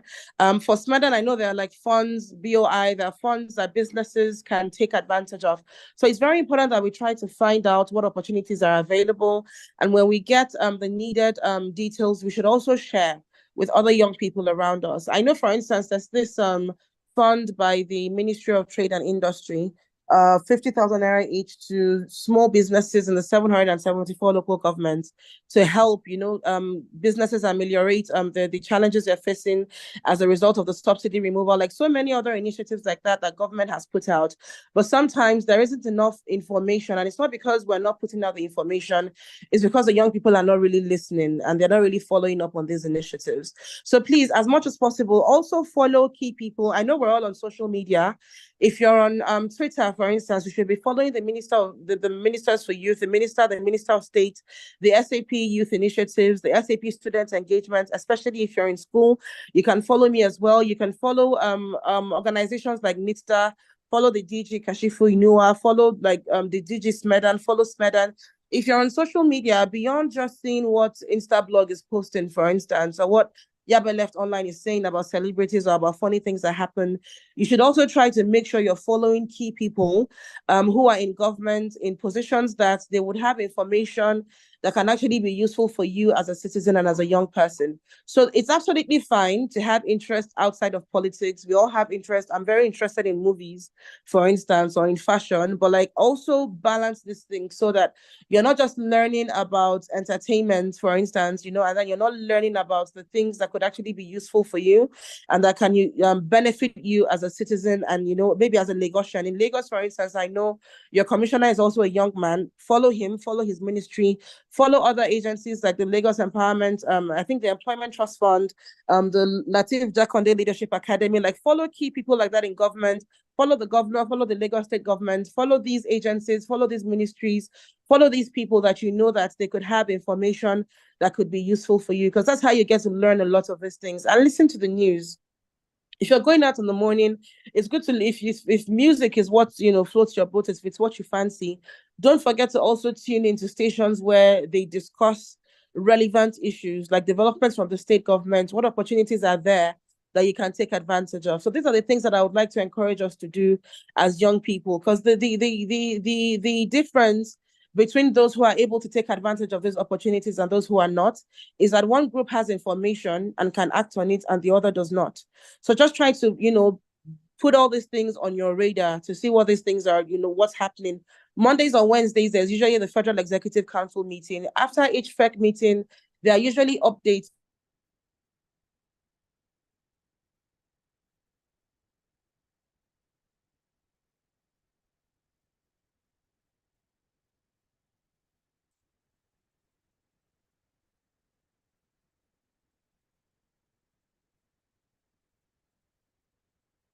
Seems like we've lost Honorable Risola again.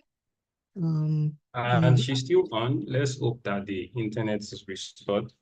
Okay. So though I have some requests and questions for her myself, but hopefully when she joins back. So Dr. Akim, please, you can see a lot of people are saying they have skills. How do they get funding? What do they do? And all of those things. So these are some of the reasons why Dr. Akim is the specialist on this subject matter. So we can't wait for him to mount the podium. Let's just try to ensure that we are through with Honorable Resola so we can get every details we need to get from her. And if you are sure that you are gaining a lot from this conversation, please let me see your reactions. My network seems to be terrible this morning. Apologies, please. Can you all hear me now? Yes, we can, please. Yes, we can. Okay, so please, it's just very important that you try to stay updated on useful information. And if you don't have clarity on how to apply for these things, one thing I really love about this administration is that most of the young people who are in positions of authority are in positions that are actually very important to citizen engagement. So if you learn about something, try to find out where everybody is active. A lot of us have active Twitter accounts. Some of us are on Facebook. Some of us it's Instagram. If you need details about anything, if you see maybe a news item that says federal government is about to start this and you need clarity about it, you can quote that tweet and tag any of us. You know, many of us are actually quite responsive. If you're asking about something meaningful, a period when they can talk, I see no reason why they shouldn't respond to you. So please just try to make sure that you're staying updated. Follow key agencies. There are some very important ministries that usually have things to do with trade, to do with investment, to do with youth development. So be following those ministries, be following the people who work there, be following people who like maybe are aides to them. Follow news agencies as well, reliable news agencies that you know that they usually have meaningful news stories, and then engage them. So when you find useful information like that, if you need clarity, engage the youth representatives who are close to you. You can also tweet at your peers in government. You know, if you don't have direct access, you might be able to access them on social media. So now ask the questions that you need so you have the information that you need to be able to take advantage of these opportunities. So I think I'll just round up on that note. Thank you. All right, thank you so much, Ma. We truly appreciate your time. We appreciate all the important information you put out here today. And I trust that our people will put them to good use. We hope to continue our conversation with you, but I just have a few comments and maybe a request. The first request is on the issue that concerns your office directly. I don't know if it's still your call to make, but we have the Citizenship and Leadership School or Center at Apapa. We have the Mountain School in Jos. Sorry, I think you trailed off. No, I don't know if it's me or you. If it's still what? Okay, can you hear me now? Yes. Okay, so I was saying that we have the Citizenship and Leadership schools, the C School in Apapa, the Mountain School in Jos. The last time we had our quite a number of them. Yes, the last time we had our retreat at the C School in Apapa last year.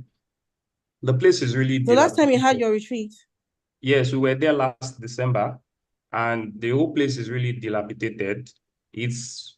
Fortunately, it's in my constituency. At the moment, but I can't hear you.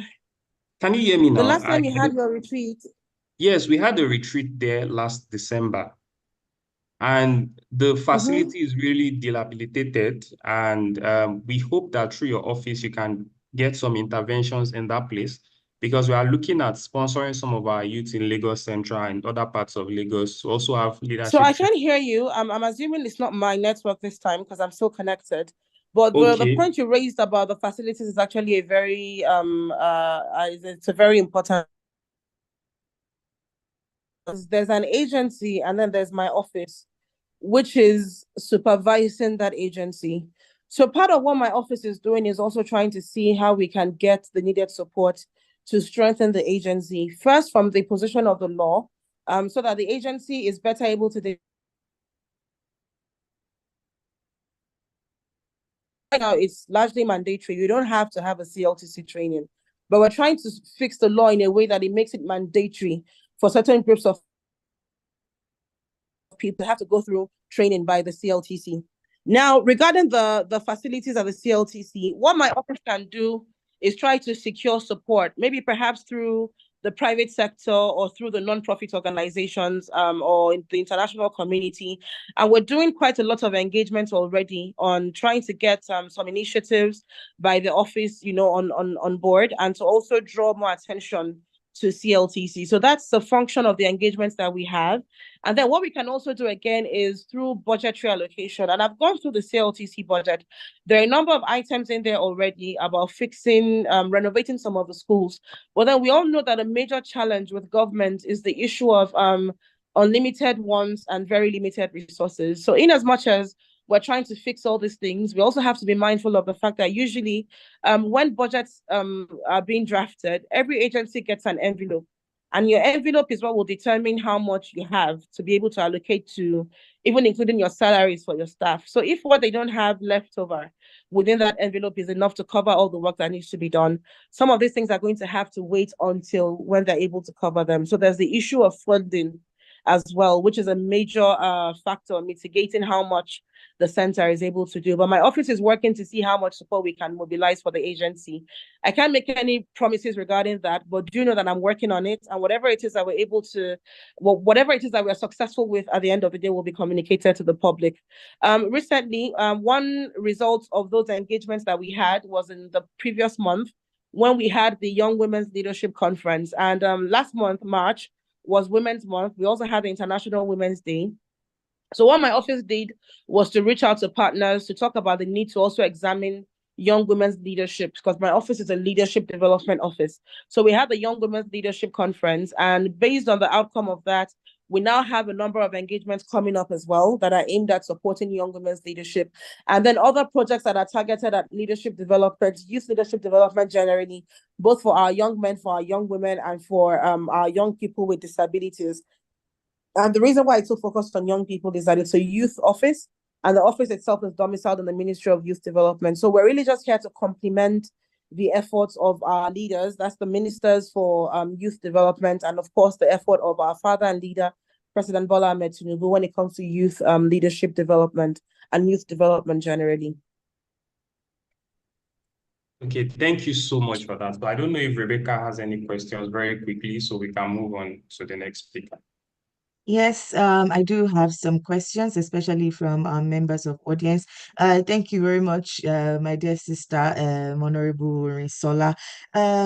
So we have two questions here, but I also have a question for you that we've already set aside. So someone in the comments said that I honestly feel very bad that if you cannot afford a lawyer, I guess that this person is talking about people who are in prison or in jail, that if they don't have a lawyer, one cannot be appointed to them because such platforms do not exist. I'm not sure if that is part of your role in government, but is there a reason why there is no platform for people who are in incarceration to get lawyers to represent them?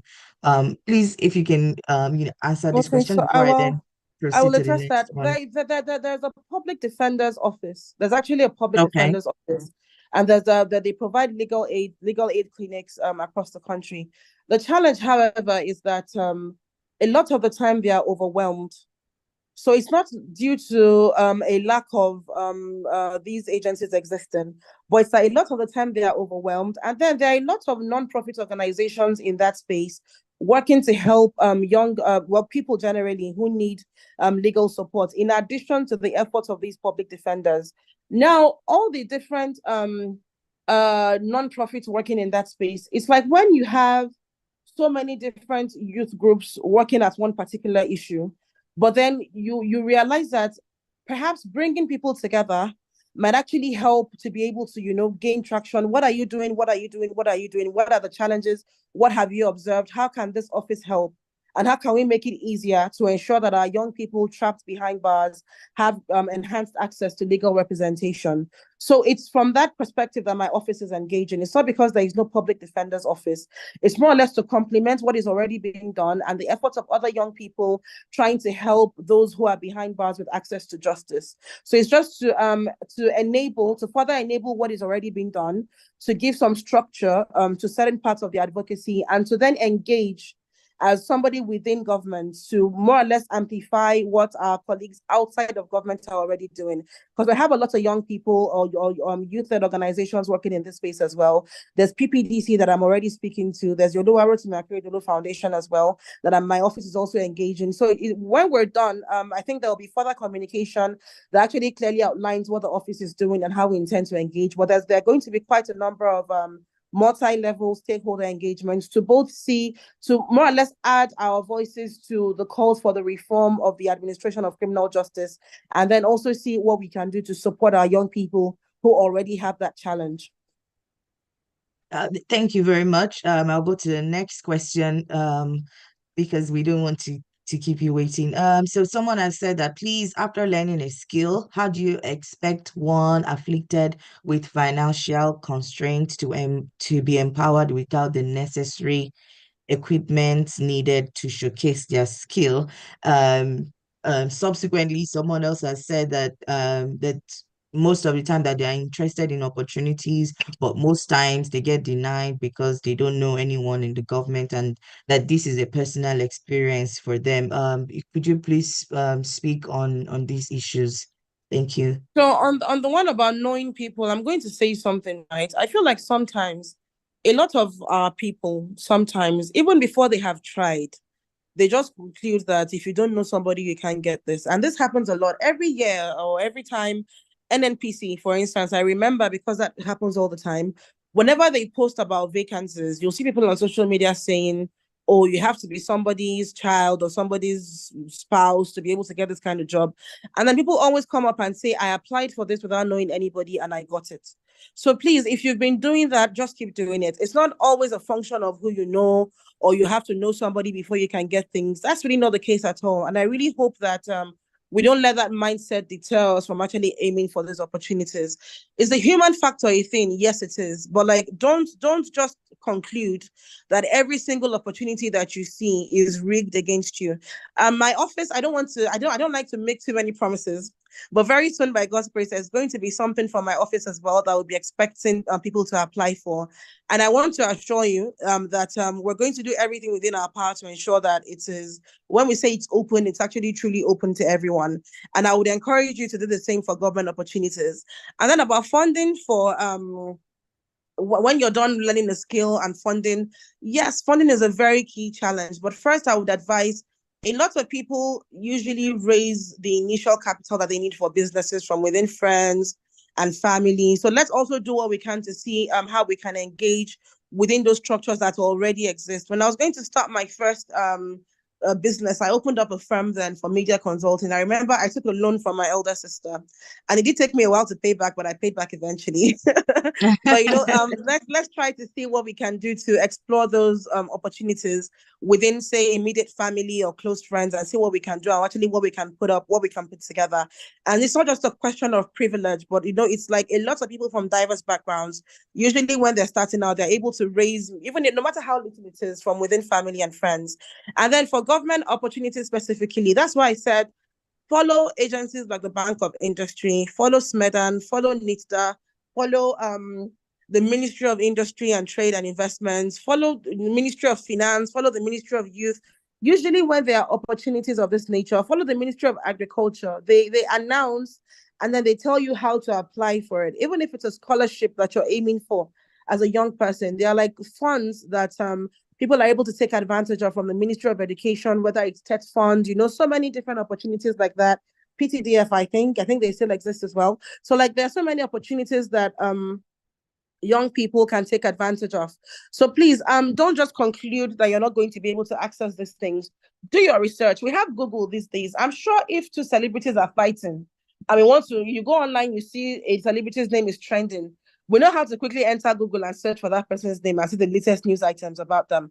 Let's begin to take issues related to our development as young people and take issues related to nation building and opportunities that we can actually take advantage of from the country. Let's begin to take it the same way. If you see anybody talking about something and you don't really know what's happening, Google the latest development from BOI, Google SMEDAN, Google Ministry of Agriculture or Youth. Like, just use those random search terms and see what comes up. And you never really know, you might be able to take advantage of these things. The Nigerian Youth Investment Fund is also being restructured. It was recently approved an additional 110 billion naira. So just try to stay updated about the new form that these things will take and the mode of operation. And I know that the ministry is also very concerned about making sure that these opportunities are available for all of our young people, irrespective of their background or where they're from. So please have an open mind, be very positive. Don't just assume that whatever it is that government puts out has already been cornered by a group of young people. Okay, so please just, try to get information, share information, and also apply for these opportunities. Thank you very much, Honorable Risola. We actually have a lot of questions for you. However, due to time restrictions and because we do not want to keep you here, we believe that you also have other engagements. So thank you for joining us. Yeah. I'll Let me also say something. I'm sorry to interrupt. So I saw a comment from people with disability just now. I guess that is coming from the Deaf People Society. In Lagos Central, we prioritize people living with disability. Even in the Nigerian Youth Parliament, we prioritize people living with disability. So the person is saying, well-informed presentation, Honorable Abiola. We will appreciate leadership internship to deaf alumni from Speaking Fingers, Life Work Ready program, DTS camp for deaf adolescent youths, their proud family and friends. So I don't know if she wants to say something on that, but I know she. I saw that comment as well, and I was going to say that even before my appointment, for every single engagement that I had, because I've been doing youth mobilization and women mobilization for quite a while, I always try to ensure that we have young people and women with disabilities included in whatever we do. And for every event I host, there's always a translator for sign language. And that's because I'm mindful of the fact that we have a significant population of people with disabilities, and we try to do everything that we can to ensure that they're not left behind in our activities. So even the event that my office held last month, we had a sign language interpreter, and we also had representation of, a woman with disability who was part of our panelists. So that's something I'm very mindful of. And whatever it is that my office will be putting out that will have opportunities for all young people to participate, please rest assured, we will ensure that the community of young people with disabilities are fully carried along and fully involved. All right, thank you so much, Ma. We really appreciate your time and everything you've doled out to us today. This conversation will surely continue, but for now, we'll just have to let you take a bow. Thank you so much, Ma. All right, thank you very much for having me. Bye.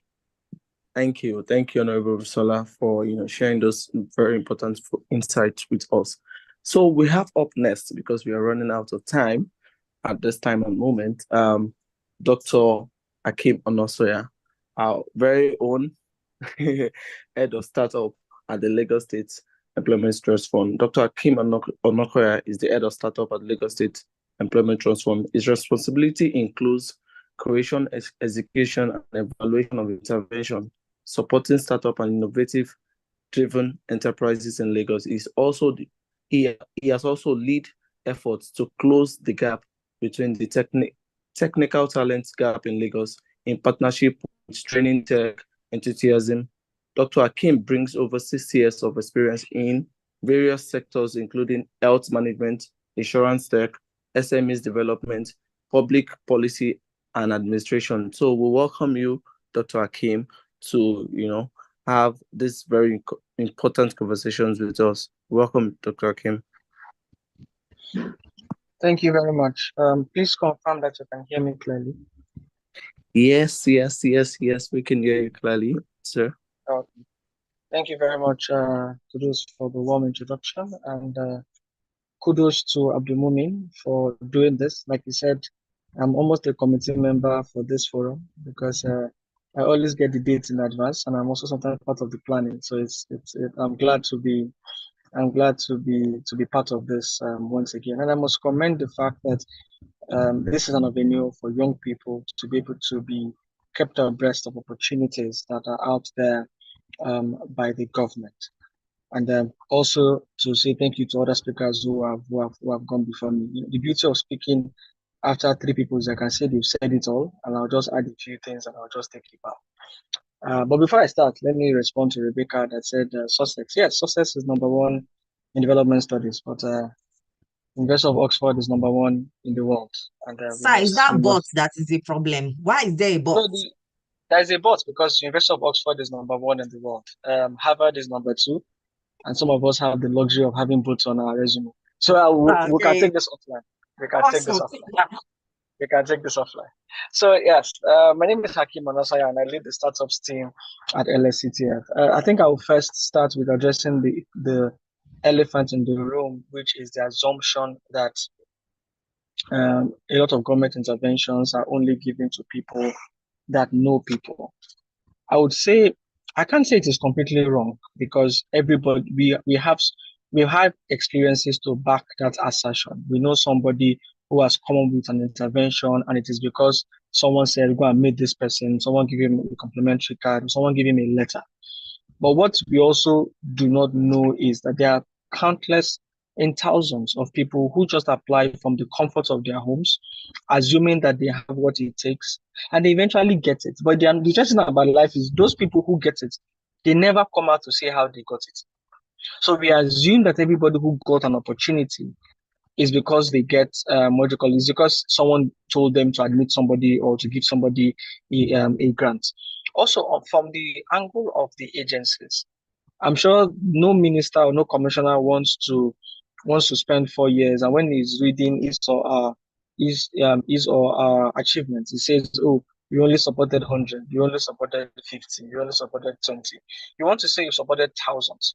Now, which means that as much as you want to apply, the government is also praying that you apply, because if you don't apply, all of these interventions that the political office holders or the public servants have, they have no opportunity to even convert them to impact if you don't apply. So it's on both sides. While you assume that they open it up for people that know people, we are also praying. This is a secret that nobody will tell you, is that with every program that we open up, we are also praying in the corner of our rooms to let people apply, Because if you don't, it either rubs off on us as we have the wrong interventions, or we have the wrong set of audience to give these interventions. So please, I encourage us to first apply.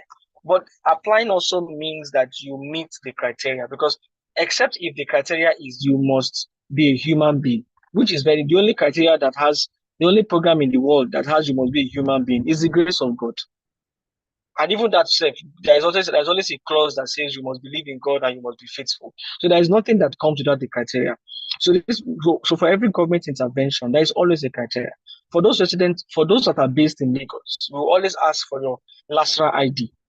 And the LASRA ID is not a means for us to eliminate some people. It's also for us to say, how are we sure that you are resident in Lagos? How are we sure that you are really based in Lagos? That the only way we can find out is LASRA. If you don't use your LASRA ID, then I have to come and knock on your door and say, Carol, Kazim Shotunde Shebi by Longbe, they will not say yes. The question is, I have to do that for thousands of people. But if you give me your LASRA ID, I can validate that in a split second. The next thing that we ask if you're based in Lagos is your LIRS ID.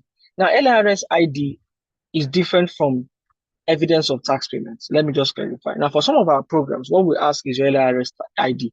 That means that you are registered with the tax authorities. It is irrespective of the fact that we have paid tax or not. Now, there are some other programs where they will say, no, we don't just want your ID. What we want is evidence of tax payment. Now, let me explain to you why that is important. For every government intervention is funded from the budget. The budget is funded by taxpayers' money. You would agree with me that if you're going to spend that money on people in Lagos, those people should also be people that contribute to that tax net. You cannot be enjoying an intervention from a sovereign nation, from a state government, and you are, and you are not a part of the contributor to it. You even in our families, your mother is cooking free food for you to eat. Sometimes you have to sweep sitting room. Sometimes you have to help her to carry things in the kitchen, because there has to be some form of involvement. And the involvement we are asking from you here is register the authorities. And for some programs, we say, show that you've paid your tax up to date. You cannot be applying for a 5 million naira intervention, either a loan or a grant from the government, and you have a business running it for 5 years, and you've not paid tax one single day. What it means is that you've been using facilities of the government, you've been enjoying programs of the government, and you're not even contributing back to that purse. So those two things are very, very important for us. Your LASTRA ID to show that you are resident in Lagos, the LIRS ID to show that you are a part of the tax net, and for some interventions you have to have showed that you have paid to a particular level. Now let me go to the different interventions that LSTF has. Starting with the objective, unemployment is a huge problem. Now I know that unemployment has reduced to about 4.something%. Even if we move from 31% or so to 4%, it doesn't mean that there are people who still look for opportunities. And there are two major ways to create jobs.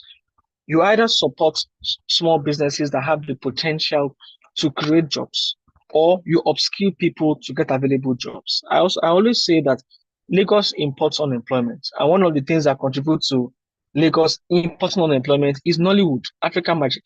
Because for people that watch African Magic, there's always that scene where one man goes to the village with a jeep, stays at the village square and sprays money up, and then when he's done and he's going back, you always see one woman that ties up with her son and goes to meet Mazi and say, Mazi, please take my son with you when you are going back. If only people could unmute. When that guy is going back, where does he go back to? He goes back to Lagos. Everybody comes to Lagos because for some people, Japa is I'm going to Lagos. For those in Lagos, Japa is I'm going abroad. For people in the rural areas, people in the villages, our parents Japa to Lagos. That is why we are. That's why we were born here. If our parents did not Japa to Lagos, would have been born elsewhere. So because of that, we then have to ensure that we create more jobs even faster than the rate of migration. Faster than the rate, because we're not only dealing with the rate of deliveries of people who are born in Lagos, we also have to deal with the rate of immigration. People coming to Lagos every hour. I think it shows that 80 people enter Lagos every hour. Not all of them go back to their places. And for people who don't have jobs, they become nuisances. They either live under the bridges, and then there are people that don't allow you, don't allow you walk around the street at night because they have to do something. They have to eat, and if they don't get the job, they collect the one that you have. Thank God for the former governor of Lagos, who made it easy for us to walk around Oshodi without putting our hands in our pockets. Before, you dare not walk around Oshodi at 10 p.m. at night. You have to put your hands in your pocket, hold your phone, and then watch your steps. So we need to solve unemployment so that we can live peacefully with ourselves. One of our interventions is the loan program. For those that are following the economic outlook of the nation, the MPR has been increased to 24.75. What it means is that banks get capital from the CBN at a rate of 24.75 interest rate. It means that now banks cannot loan small businesses or even loan individuals at that rate. They have to put two things. One, they have to put their operations costs and factor as a percentage. The next thing they have to do is also to factor their interest, their repayment rate. Not everybody they give loan will pay back. So eventually the banks will give you their rates at between 30 and 35% per year. That's not where it stops. Now, microfinance banks are going to go and get their capital from the banks. They most likely are going to get from the banks and maybe 30-35%. They are also going to add their own operations cost to it. They are also going to factor in their risk acceptance criteria. And then they will now loan to people eventually. That is why you see people asking you to give you loans at 5-6% interest rate per month. Now, if you do 6% interest rate per month, if I just do a simple calculation times 12, that's 72% interest rate per year. Which business in Nigeria is going to give you 72% interest after paying your costs, after paying your staff salaries, after buying for your generator? And with that, what it means is that we are not able to support people who actually need capital. And that's why the LSTF loan program, in which the portal is open, was established. We give loans to Lagos, we give loans to people at an interest rate of 9% per year, not 9% per month, 9% per year. Now, beyond the interest rates being the lowest, not only in Lagos, but I dare say in Nigeria, the only agency of government that does that aside from us is maybe BOI. And this is, I think, they are federal. They're looking at all 36 states. We are for people in Lagos. Now, aside from the fact that it's 9%, one of the issues that people have with getting loans is collateral. Go and bring go and bring your mother's birth certificate, your grandmother's wedding ring, and your grandfather's left toe. For LSTF loans, you do not need to bring a collateral because you understand that it is a difficult criteria. So you're not allowed to, you're not mandated. It's not even a criteria to bring collateral. What we request is a guarantor. When we say guarantor, what we mean is there anybody that knows you? Because I can say, yes, I know Bukola Rebecca Oluwapomile. She sells butter at number 5, Adane Koko Street, Lagos Island. And I will stand for her. If she doesn't pay back the loan that you gave her, you can come and carry me in my shop. I will surely produce her for you. That is what we need. Now, that in itself, for anybody who works in the bank here, or anybody who works in the financial system, that is very risky. But the question is, someone has to take that risk for us to have economic development, and we are willing to take that risk. Now, beyond that, is also to know that for you to get a loan, you must, if there are 3 categories of loan. There's support that we give to what we call micro enterprise and micro enterprise startup. There are people who have learned a trade. You've learned plumbing, you've learned tailoring, you've learned you've learned some handwork, and you need to start. Not every, some people are lucky, they give them all these tools when they are doing freedom, but some don't have that luxury. What you need to show is to show us that you've learned it.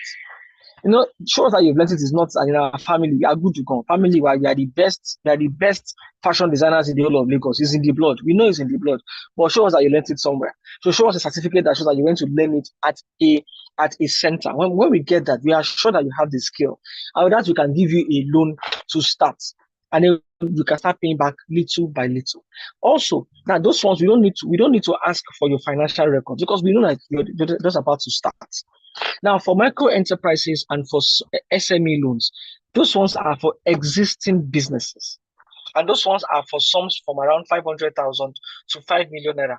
Because it's an existing business, we are compelled to ask for your financials, because you cannot be making 10,000 naira profit every month, which is 120,000 naira profit in a year, and be asking us to give you a loan of 5 million. A loan of 5 million, if you pay back, even if you're going to pay back in 2 years, that is 2.5 million per year. That is about 200,000 naira per month. So it's difficult for you to show us that from a 10,000 naira margin, you are going to receive from 10,000 naira to 200,000 naira, and we will give you a loan. No, because we are ensuring that we do not cannibalize your businesses. Now, let me also explain to you, because this is what this call is about. If you make 100,000 naira revenue every month, it is different from the profit that you make, because revenue is basically ojateta, how much customers paid you. But if you do business, you understand that there are costs involved. You buy fuel, you pay for rent, you pay salaries, you do all of those things. Now, it is when you discount all of that from that 200,000 naira, whatever is left, let us say you have 70,000 naira left, or even you have 100,000 naira left, that's your profit. Now, if you're going to pay back any loan facility, you are only supposed to pay back from 100,000 naira. But also from that 100,000, you're supposed to plow back a percentage of that to the business, because that money is not for you. Now, because we want to ensure that you can pay back easily. Our system is saying we're not going to ask you to pay back from 100,000 naira. You're going to pay back from part of the 100,000 naira that you have as your margin, as your profit. So saying, Mama, 50 million, Mama, 50 million is different from that is your revenue.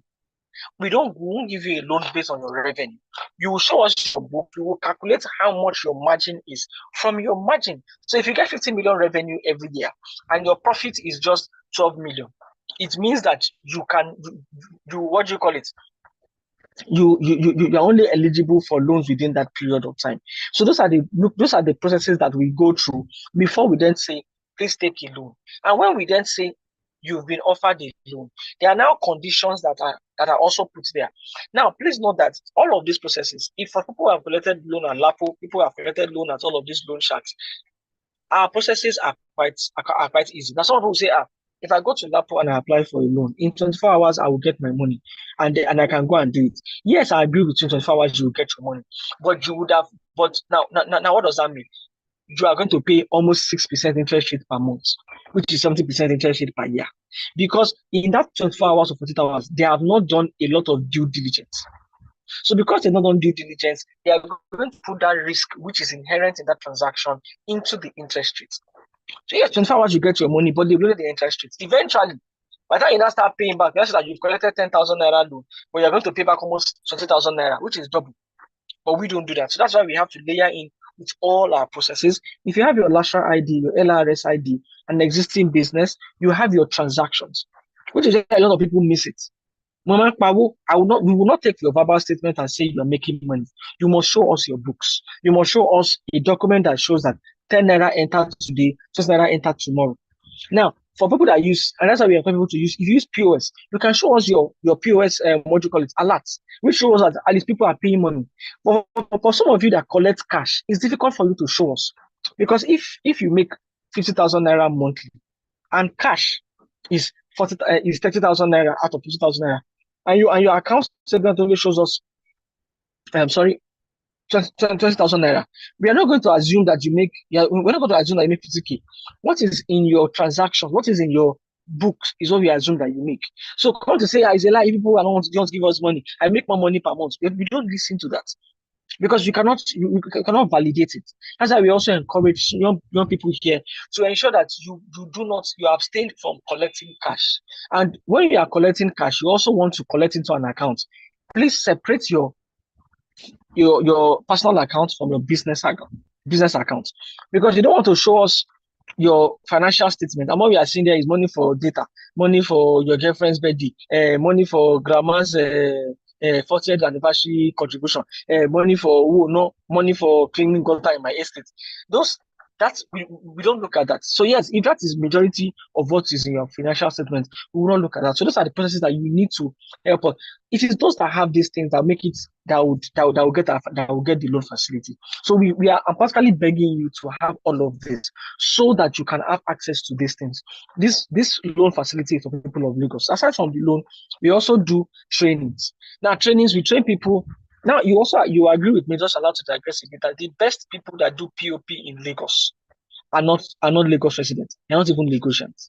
They are people from Benin. They're people from Togo.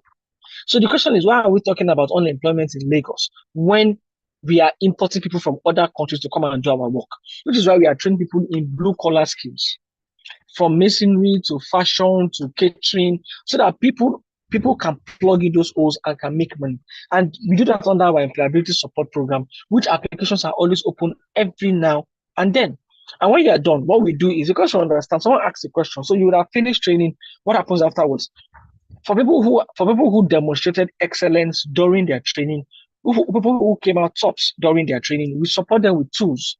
We support them with sewing machines, support them with equipment for them to go out there and start working. Now, for the others who do not, for others, you can also always apply for our micro enterprise startup loans, where we can then give you an amount of money to buy your tools and you can start paying back. And you pay back over a period of 1 year. This preparing period is easier. And now, just to put some numbers to it, LSETF since inception has disbursed 15,418 loans to people across Lagos.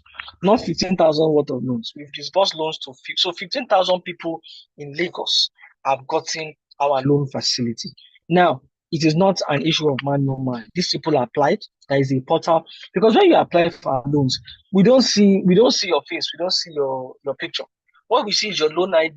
And the system is designed to eliminate people who don't have the documents. So we ask you to give us 10 documents, you only give us 5. The portal will automatically decline it, because it has been designed to ensure that all of those things are prepared. So the portal is open. Go to lsetf.ng. The portal is open. Please, you are free to apply. If you have any issues, we have what we call liaison offices. These are offices across our local government where we have staff that are seated there every day of the week. You are free to go to them and ask for help. Okay, if I apply for loan, I have some issues. What do I do? They help you. Okay, get this document, do this. Sometimes they even go as far as even helping you to apply online. So you are saying you have difficulty in applying on your phone, you can't do this, and I don't like. Go to local government, ask for the LSETF office. You will see our logo at the gates in some of the local governments. Go there, even as far as Badagry, as far as Ekpe, we have offices there. I still saw the office at Ekpe about a month ago when I visited. Go in there Monday to Friday, and they will help you to apply for this loan. You can even go there to follow up. Now that's for loans and that's for employability. Now, for people who are interested in being tech founders, who are interested in learning tech skills, we have what we call Lagos Innovate, which is where I lead. And we have 3 interventions that I think are important to people here in the room. We have what we call an incubation program. There are some of you who want to digitize your processes. Some of you who think that, why can't I know I saw an idea. Why do people have to go and buy water dispenser? They have to did and they have to leave what you call it.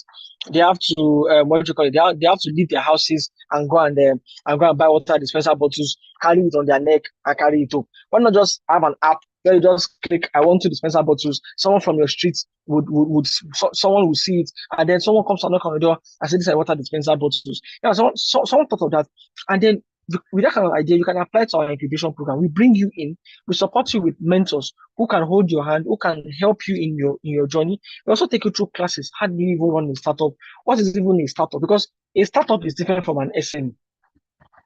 The woman that buys and sells is an SME, is a small business. A startup is designed to scale, leveraging digital technology. A startup is designed to expand on minimal cost and also leveraging tech. And tech does not mean you can reach out to me on WhatsApp. Apologies. Tech does not mean you can enter my DM on Instagram.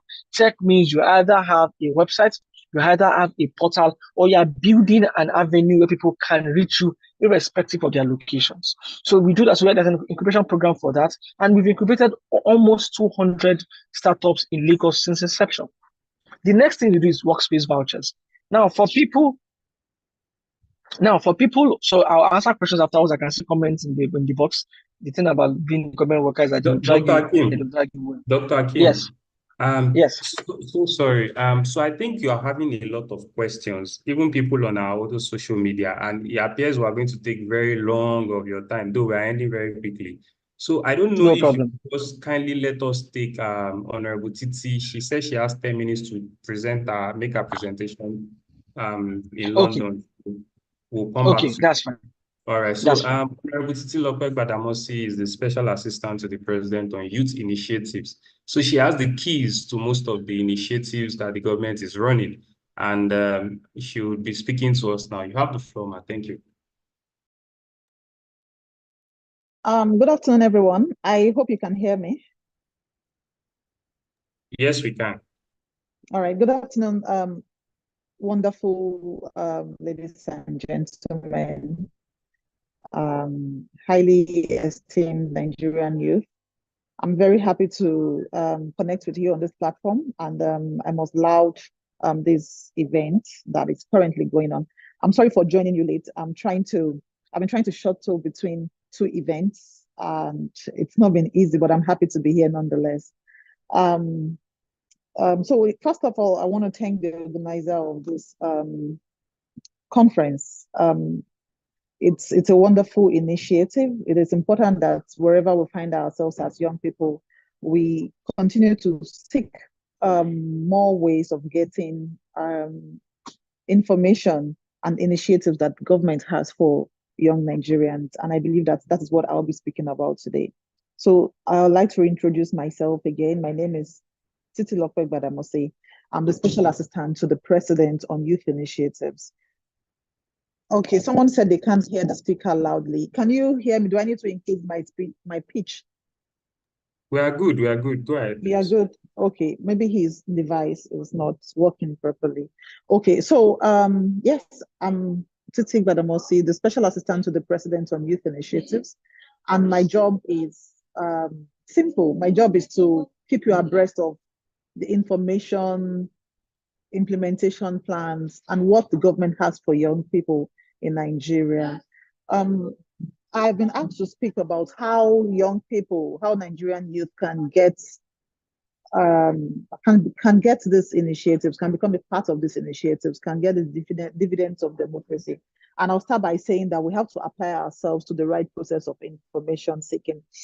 Information seeking is very important, although we try to democratize information at the Ministry of Youth Development. And I would like to also recognize the effort of the Honorable Ministers, Dr. Jamila Bill Ibrahim, and then Honorable Minister of State for Youth Development, the Engineer Ayo Olawande, for what they've been doing. So we've been trying to democratize information, especially in the ministry, in the office of the Special Assistant to the President on Youth Initiatives. I am happy to tell you that we have quite a number of initiatives coming up in the 2024 Appropriation Act. Although at the moment we are still implementing the 2023 Appropriation Act, But for the 2024 Appropriation Act, we have more than 900 youth initiatives, and these initiatives span across different ministries, departments, and agencies. What this means is for every ministry, millions of young people are going to be beneficiaries of these initiatives. But then how do you become part of these beneficiaries? Like I said earlier, the first thing you have to do is to apply yourself to the process. You must apply yourself to the process. Now, all of these initiatives that I've mentioned are outside of the Ministry of Youth Development. The Ministry of Youth Development on its own, through the honorable ministers, are working on the priority areas of the president.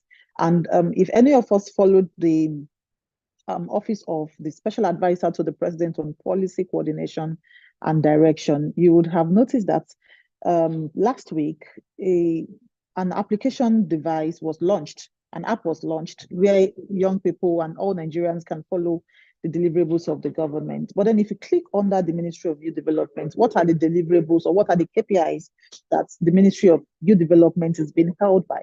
The first is job creation. So the first KPI for the Ministry of Youth Development is job creation.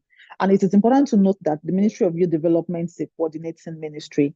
So what I mean by coordinating ministry is that the Ministry of Youth Development in itself is going to be interested in what is going on in agriculture, in science and technology, in communications, in health, in any kind of ministry and department and agencies that we have. Why is it so? There is nothing that we do as government that doesn't touch on people. Nigeria at the moment has over 200 million people, and 60% of these 200 million people are young people. And this tells us why the President Bola Ahmed Tinubu, has given more priority to young people in his administration. First by creating the Ministry of Youth Development. So whenever people have questions about, the Ministry of Youth Development, you have to also bear in mind that the Ministry of Youth Development is a new creation. It's less than a year old. What we had before now was the Ministry of Youth and Sports Development. But now that the Ministry of Youth Development has been pulled out of that, it then means that it is as new as this administration, and the ministers are really trying their best. So yes, this government has given priority to people, to the young people in government. Even for those of us who are presidential aides, we have the largest quota of young people have the largest quota of jobs, under the presidency at the moment. I would also like to add that it's also important for us to look for opportunities around the presidential priority areas. So what are the presidential priority areas? The first presidential priority area is diversification of the economy.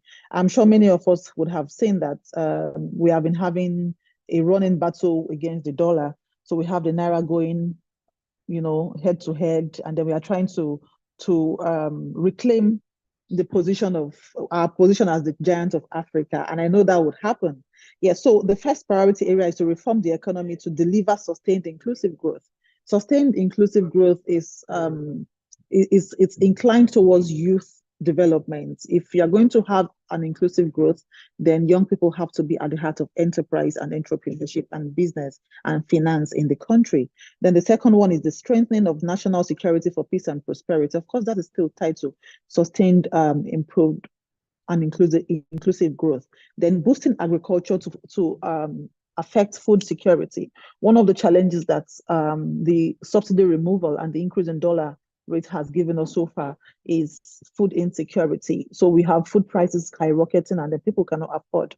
So is the third priority area of this government. And then this speaks to what I want you to know as young people is that for every priority area that the president has written, every ministry has the mandate to now go and design programs, to design initiatives around those priority areas that must include young people, because there is no way you would have a presidential priority area and you want Nigeria to work without including young people in the plans. So I also like to quickly go on to the fourth one, which is enhancing infrastructure and transportation as enablers of growth. This in itself speaks to the Ministry of Works and infrastructure development in the country, but then this is very obvious in what our Minister of Works is doing, Engineer David Umahi. So it is important that we look at youth initiatives from the angle of the person who is working to make food available to the person that is working to make transportation easy. It is important for us to look at all this as, connected development, because it is only when we have young people in agriculture that are going into food production, it is only when they have good roads that we can really say that we have empowered the youth in that sector. Anything outside of that would be difficult to achieve. Then we also have another priority area that is the focus on education, health, and social investment. And yes, about 2 weeks ago, we had a circular on health fellowships, and these health fellowships would also include young people. So what it means is that the Ministry of Health, headed by Dr. Ali Pate, has initiatives for young people through the health fellowship, and I would also be giving out more information on that.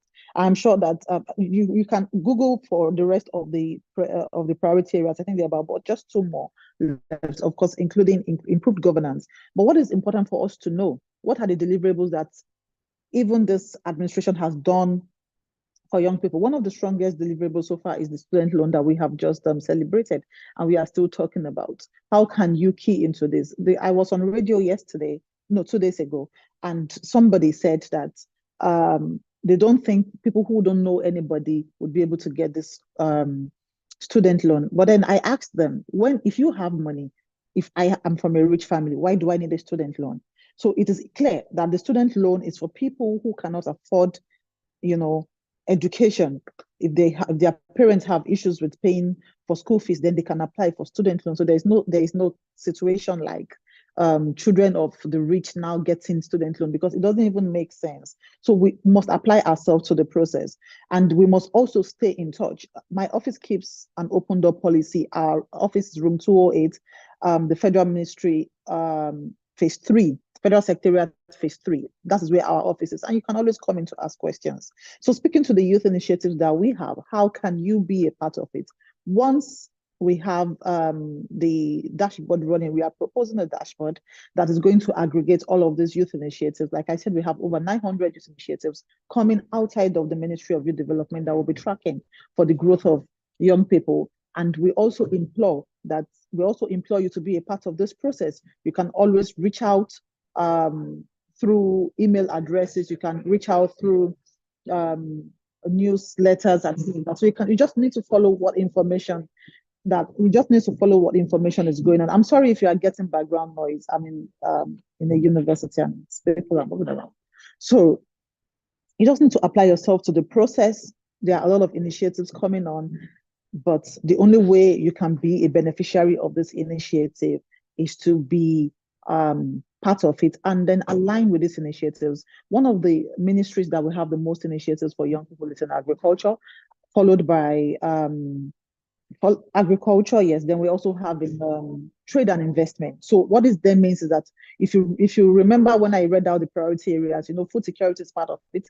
We also talked about sustained enterprise growth. So young people should begin to channel their intentions towards agriculture, towards enterprise. And I believe that we would have a better country at the end of the day. Thank you. I don't know if we have any questions that I can take in 5 minutes because I need to go. Okay, thank you very much. So I think there are a few questions in the comment section. Most of them are directed to the speaker that was on before you joined, Dr. Akeem Onosanya of Lagos State Employment Trust Fund. But we're trying to identify those ones that, okay, so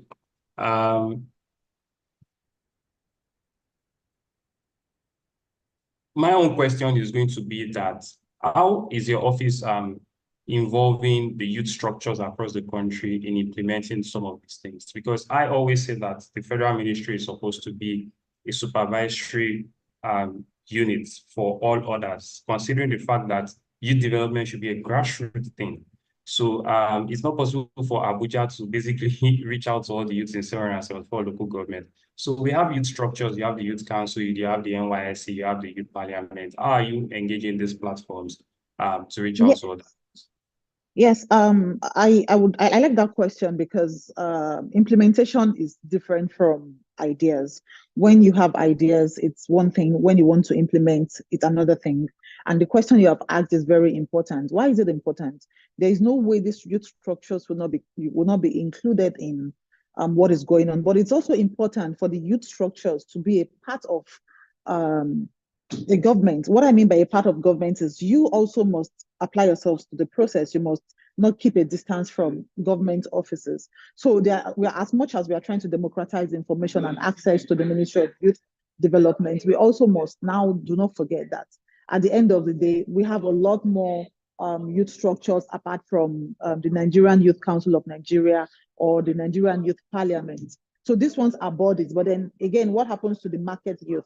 2 days ago, I was with the president of the market youth from Oyo State, and they also have part of the initiative that they are going to be engaging with. But then it is important for the leadership of the youth structures to reach out and then also feel that and also know that whatever they do is for leave them, please. Whatever they do is for their own benefit and for the benefits of their members. But I can assure you that there is not going to be any segregation of government from the youth structures, because we have to do this together. But then again, we also have to now ask ourselves, how many young people are the youth structures actually carrying along?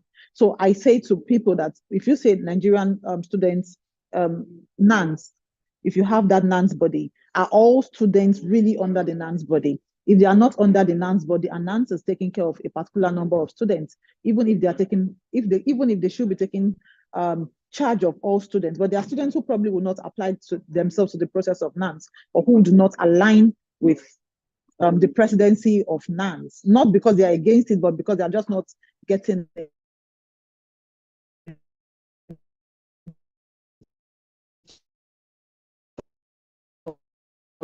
Or they just don't know, or they are who are not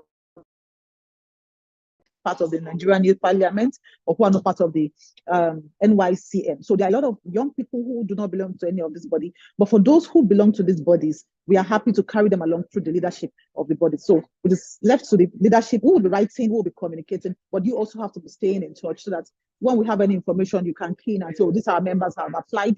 Can they be beneficiaries of this and all that? Yeah. All right, thank you very much. So I think we'll just let you go so you can attend to the other programs. All other questions will be channeled appropriately. And I hope that this conversation will continue and then we'll be able to collaborate more. Thank you so much, ma'am, for taking our time. Thank you. Thank you. Bye. Yeah. Yeah, so Dr. Hakeem, I'm really sorry. We'll just have about 10 minutes more so that we can wrap up. I'm trying to track the questions. There are a lot of questions on Facebook. So if you are not aware, there are a lot of people that have joined us on Facebook. There are a lot of people that have joined us on Twitter. And there are also a lot of people on WhatsApp who are communicating.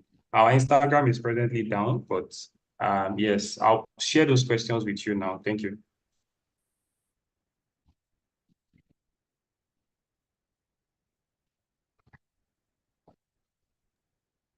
Dr. Hakeem, you have the floor, sir.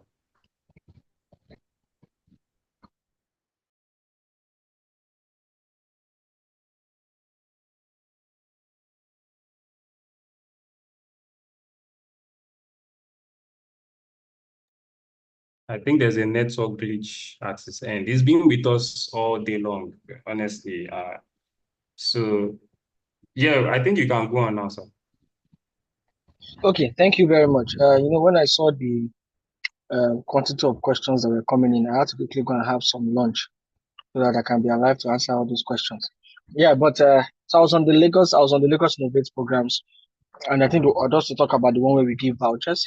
And then when we say vouchers, it means that if you are building an app, you're building a tech-based solution, one thing that you need is access to electricity. Beyond that is access to internet. Now, unlike people in the West and other developed countries, those things are given. Even our family and friends abroad, even at the bus station, they have access to Wi-Fi, but we don't have it in Nigeria. So what we do is for people who are building tech-based solutions, we give them access to workspace vouchers, where they can walk into any of our 70 partner hubs in Lagos, present an email to them, show them the voucher, and they can work from those hubs for between 3 months to 12 months, and we pay for your rent at those hubs while you continue building. We issued over 500 of those vouchers to startups across Lagos.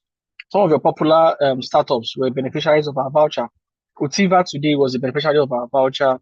That's and Detalium beneficiary of our voucher.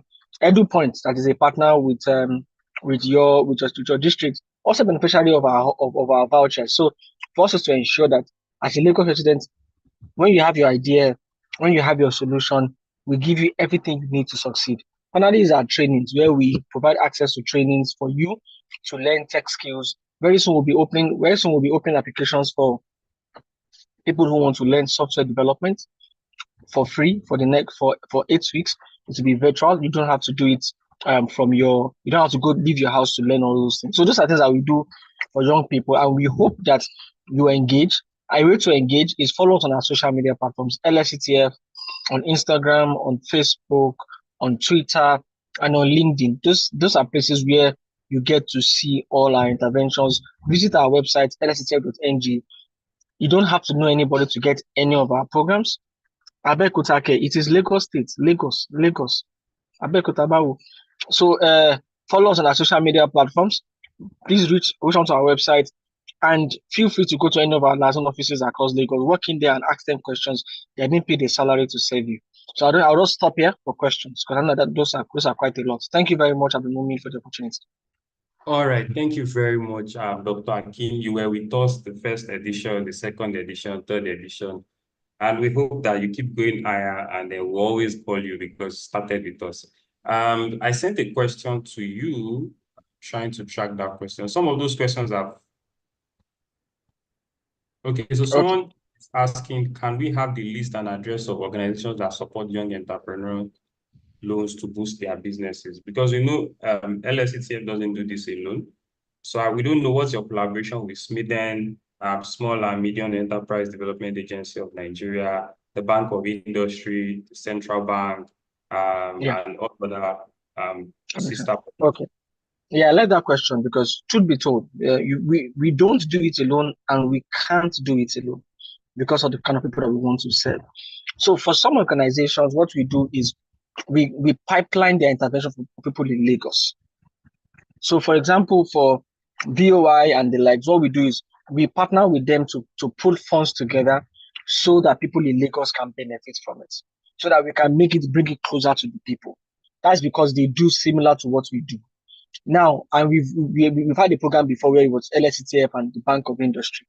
Now, for places like SMEDAN, ASBON, Association of Small Business Owners, what we do is we use them as pipeline for our intervention. So we say, see, SMEDAN, if you have members that want to apply for our loans, let them apply, give us their names. We will give you some preferential treatment. We will let you know, we can even come to your office and let them know how to apply. And we've had them come to our office. Not only, I think there are a lot of organizations. There's SMEDAN, there's ASBON, there are quite a lot of, even people that finish from Faith Foundation who need loans. We bring them to our place to continue. So yes, we use those places as channels and pipelines for our interventions. And for people who do what we do at the federal level, we use LSETF as an avenue to bring their interventions closer to people in Lagos. Yes. Okay, thank you. So we have one other question on our Facebook that says that, I've applied severally for the LSETF opportunity. I was not selected. I'm sure this is real. Okay. Two things. First is to say it is real. 15,418 people have collected LSETF loans from 2017 till date. If we had our way, we'll publish all their names on national dailies so we can see. In some places we have, but people will say, so sometimes we don't do that. But I can assure you that it is real. That is one. Two is, like I said, we have our own laid down processes to apply. And there are reasons why you might not have gotten a loan. And so let me give you an example. If you apply to LASU and you don't get up to 200 in JAMB, the first year they decline.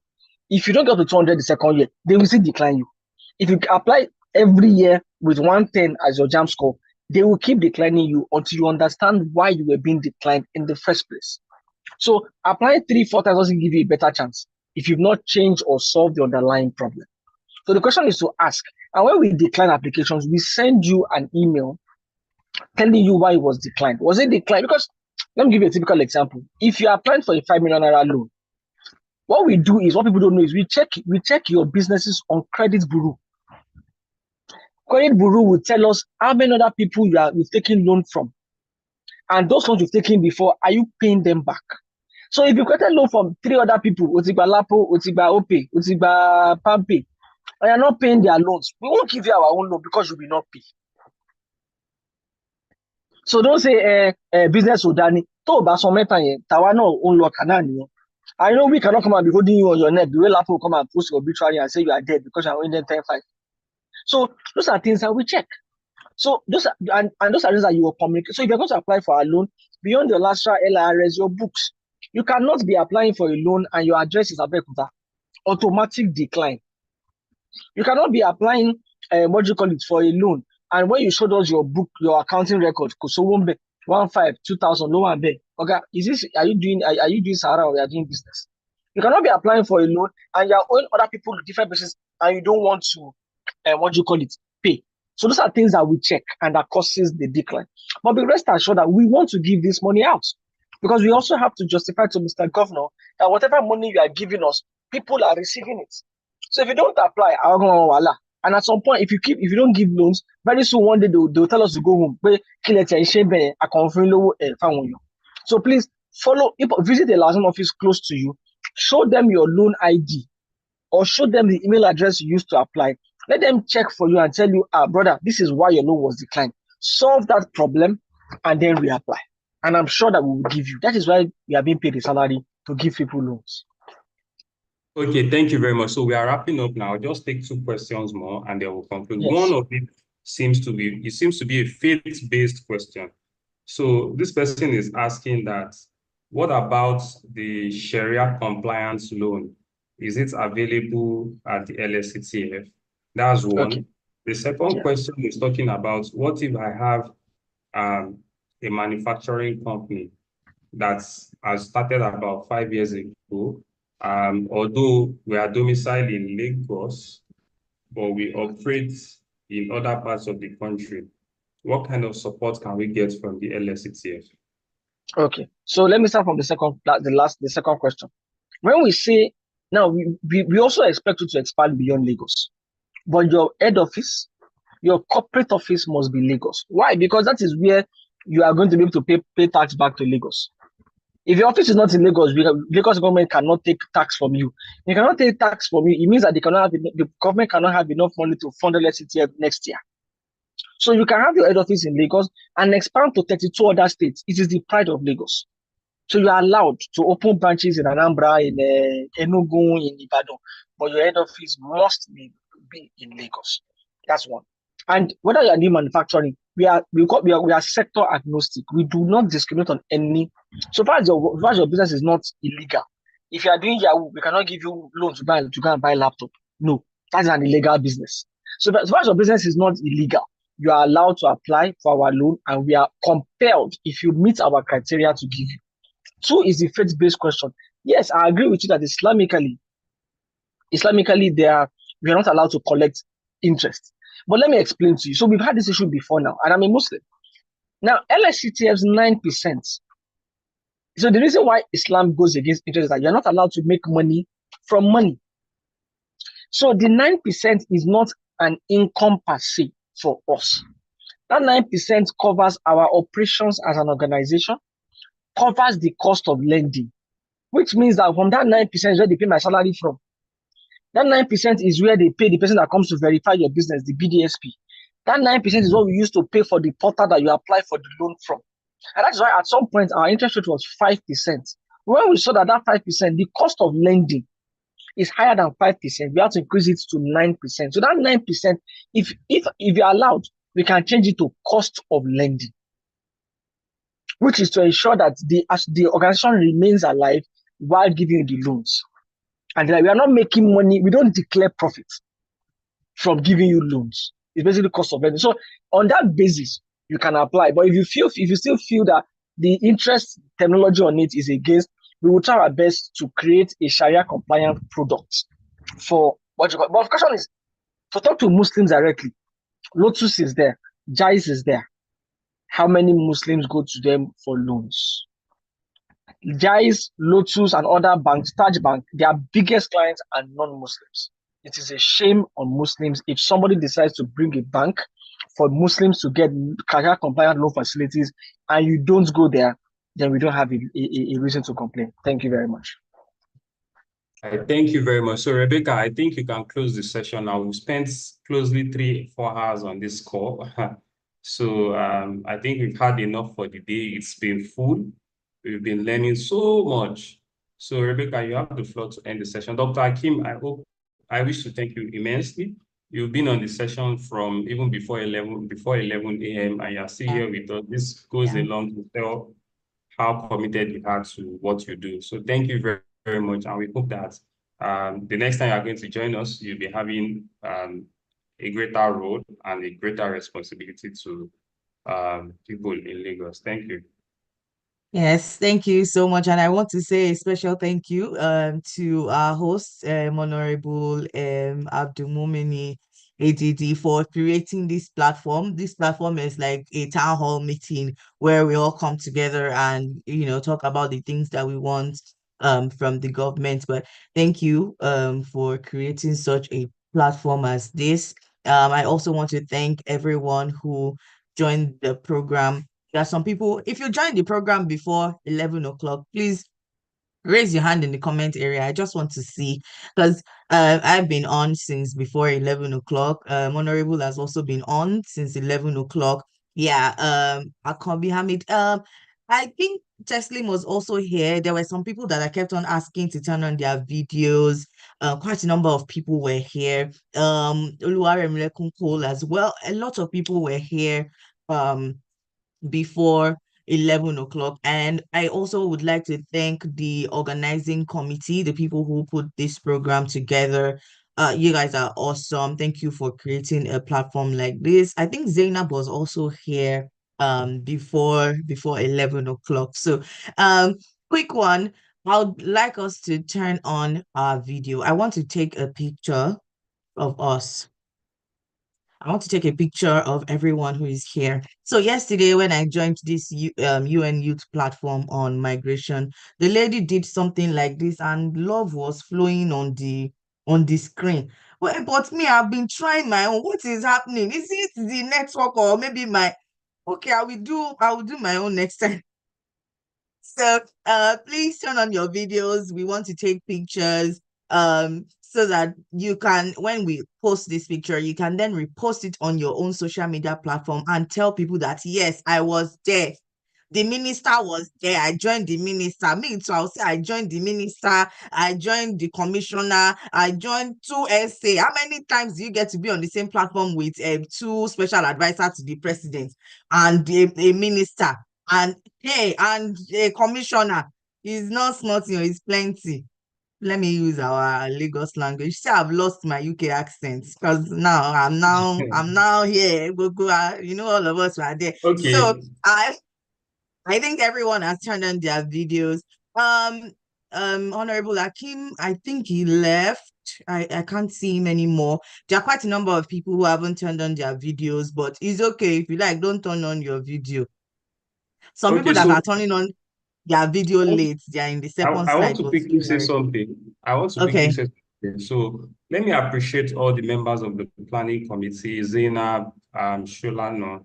I'm already taking screenshots, so you better be smiling and be laughing. Ibrahim Igbo, Amao Ridwan, Peter, I can't remember his last name, Adegboyega Oshota, and then Miriam Abdulkarim. I'd like to thank our media team headed by Coach Mary, Kappa, Pablo. Don't worry about their nicknames. They are the guys that work all clock round behind our social media. So they are the ones that post all the opportunities that you see. Of course, I'd like to thank our hosts and moderators, the delectable Rebecca, and of course, the Alako Kudus the Shakara man, and every other amazing young person that has joined us today. So I think someone from the planning committee will give us the closing remarks. I hope that this was fulfilling for every one of us. It is for me, you know. I've been on the necks of all these people. If you ask them, they will tell you that, no, this guy is a pain in the ass. So I'm glad we're able to get every one of them to attend today. And we hope that the conversation will continue from here. So Zainab and your team, over to you, and as well as Rebecca. Thank you.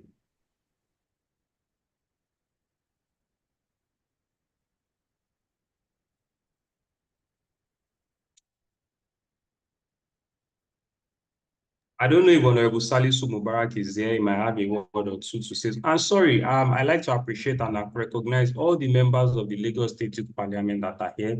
Honorable Adam Aremu, Honorable Mubarak from Surulere, Honorable, what's his name from Lagos Island? I'm sorry, my head is full right now. The ones from Etiosa, the ones from Surulere and the like. So thank you all so much.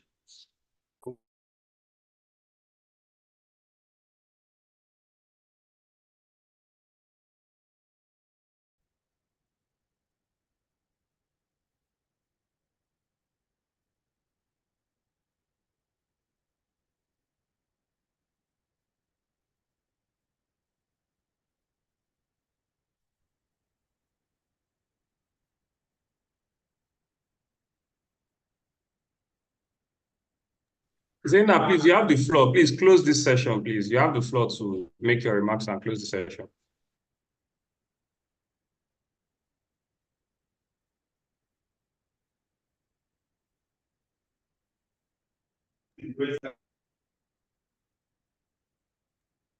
Hi, Didi. I think Zainab is no longer with us.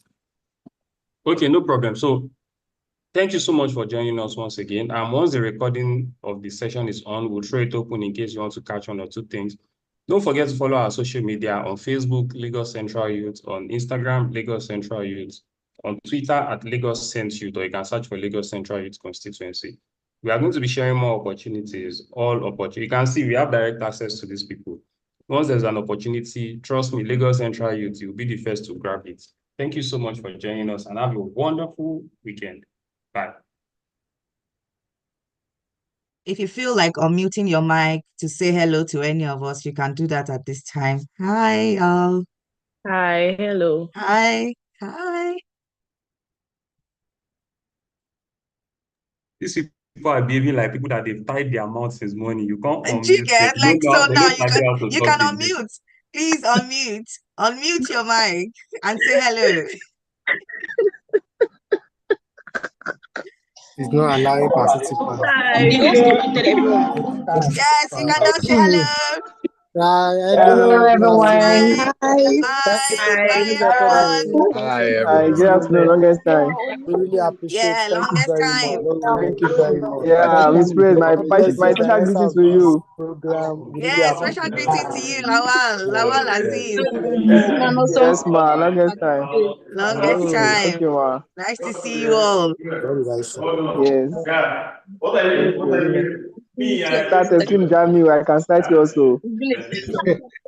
Yes, big shout out to everyone at this time. Yes, they still on it.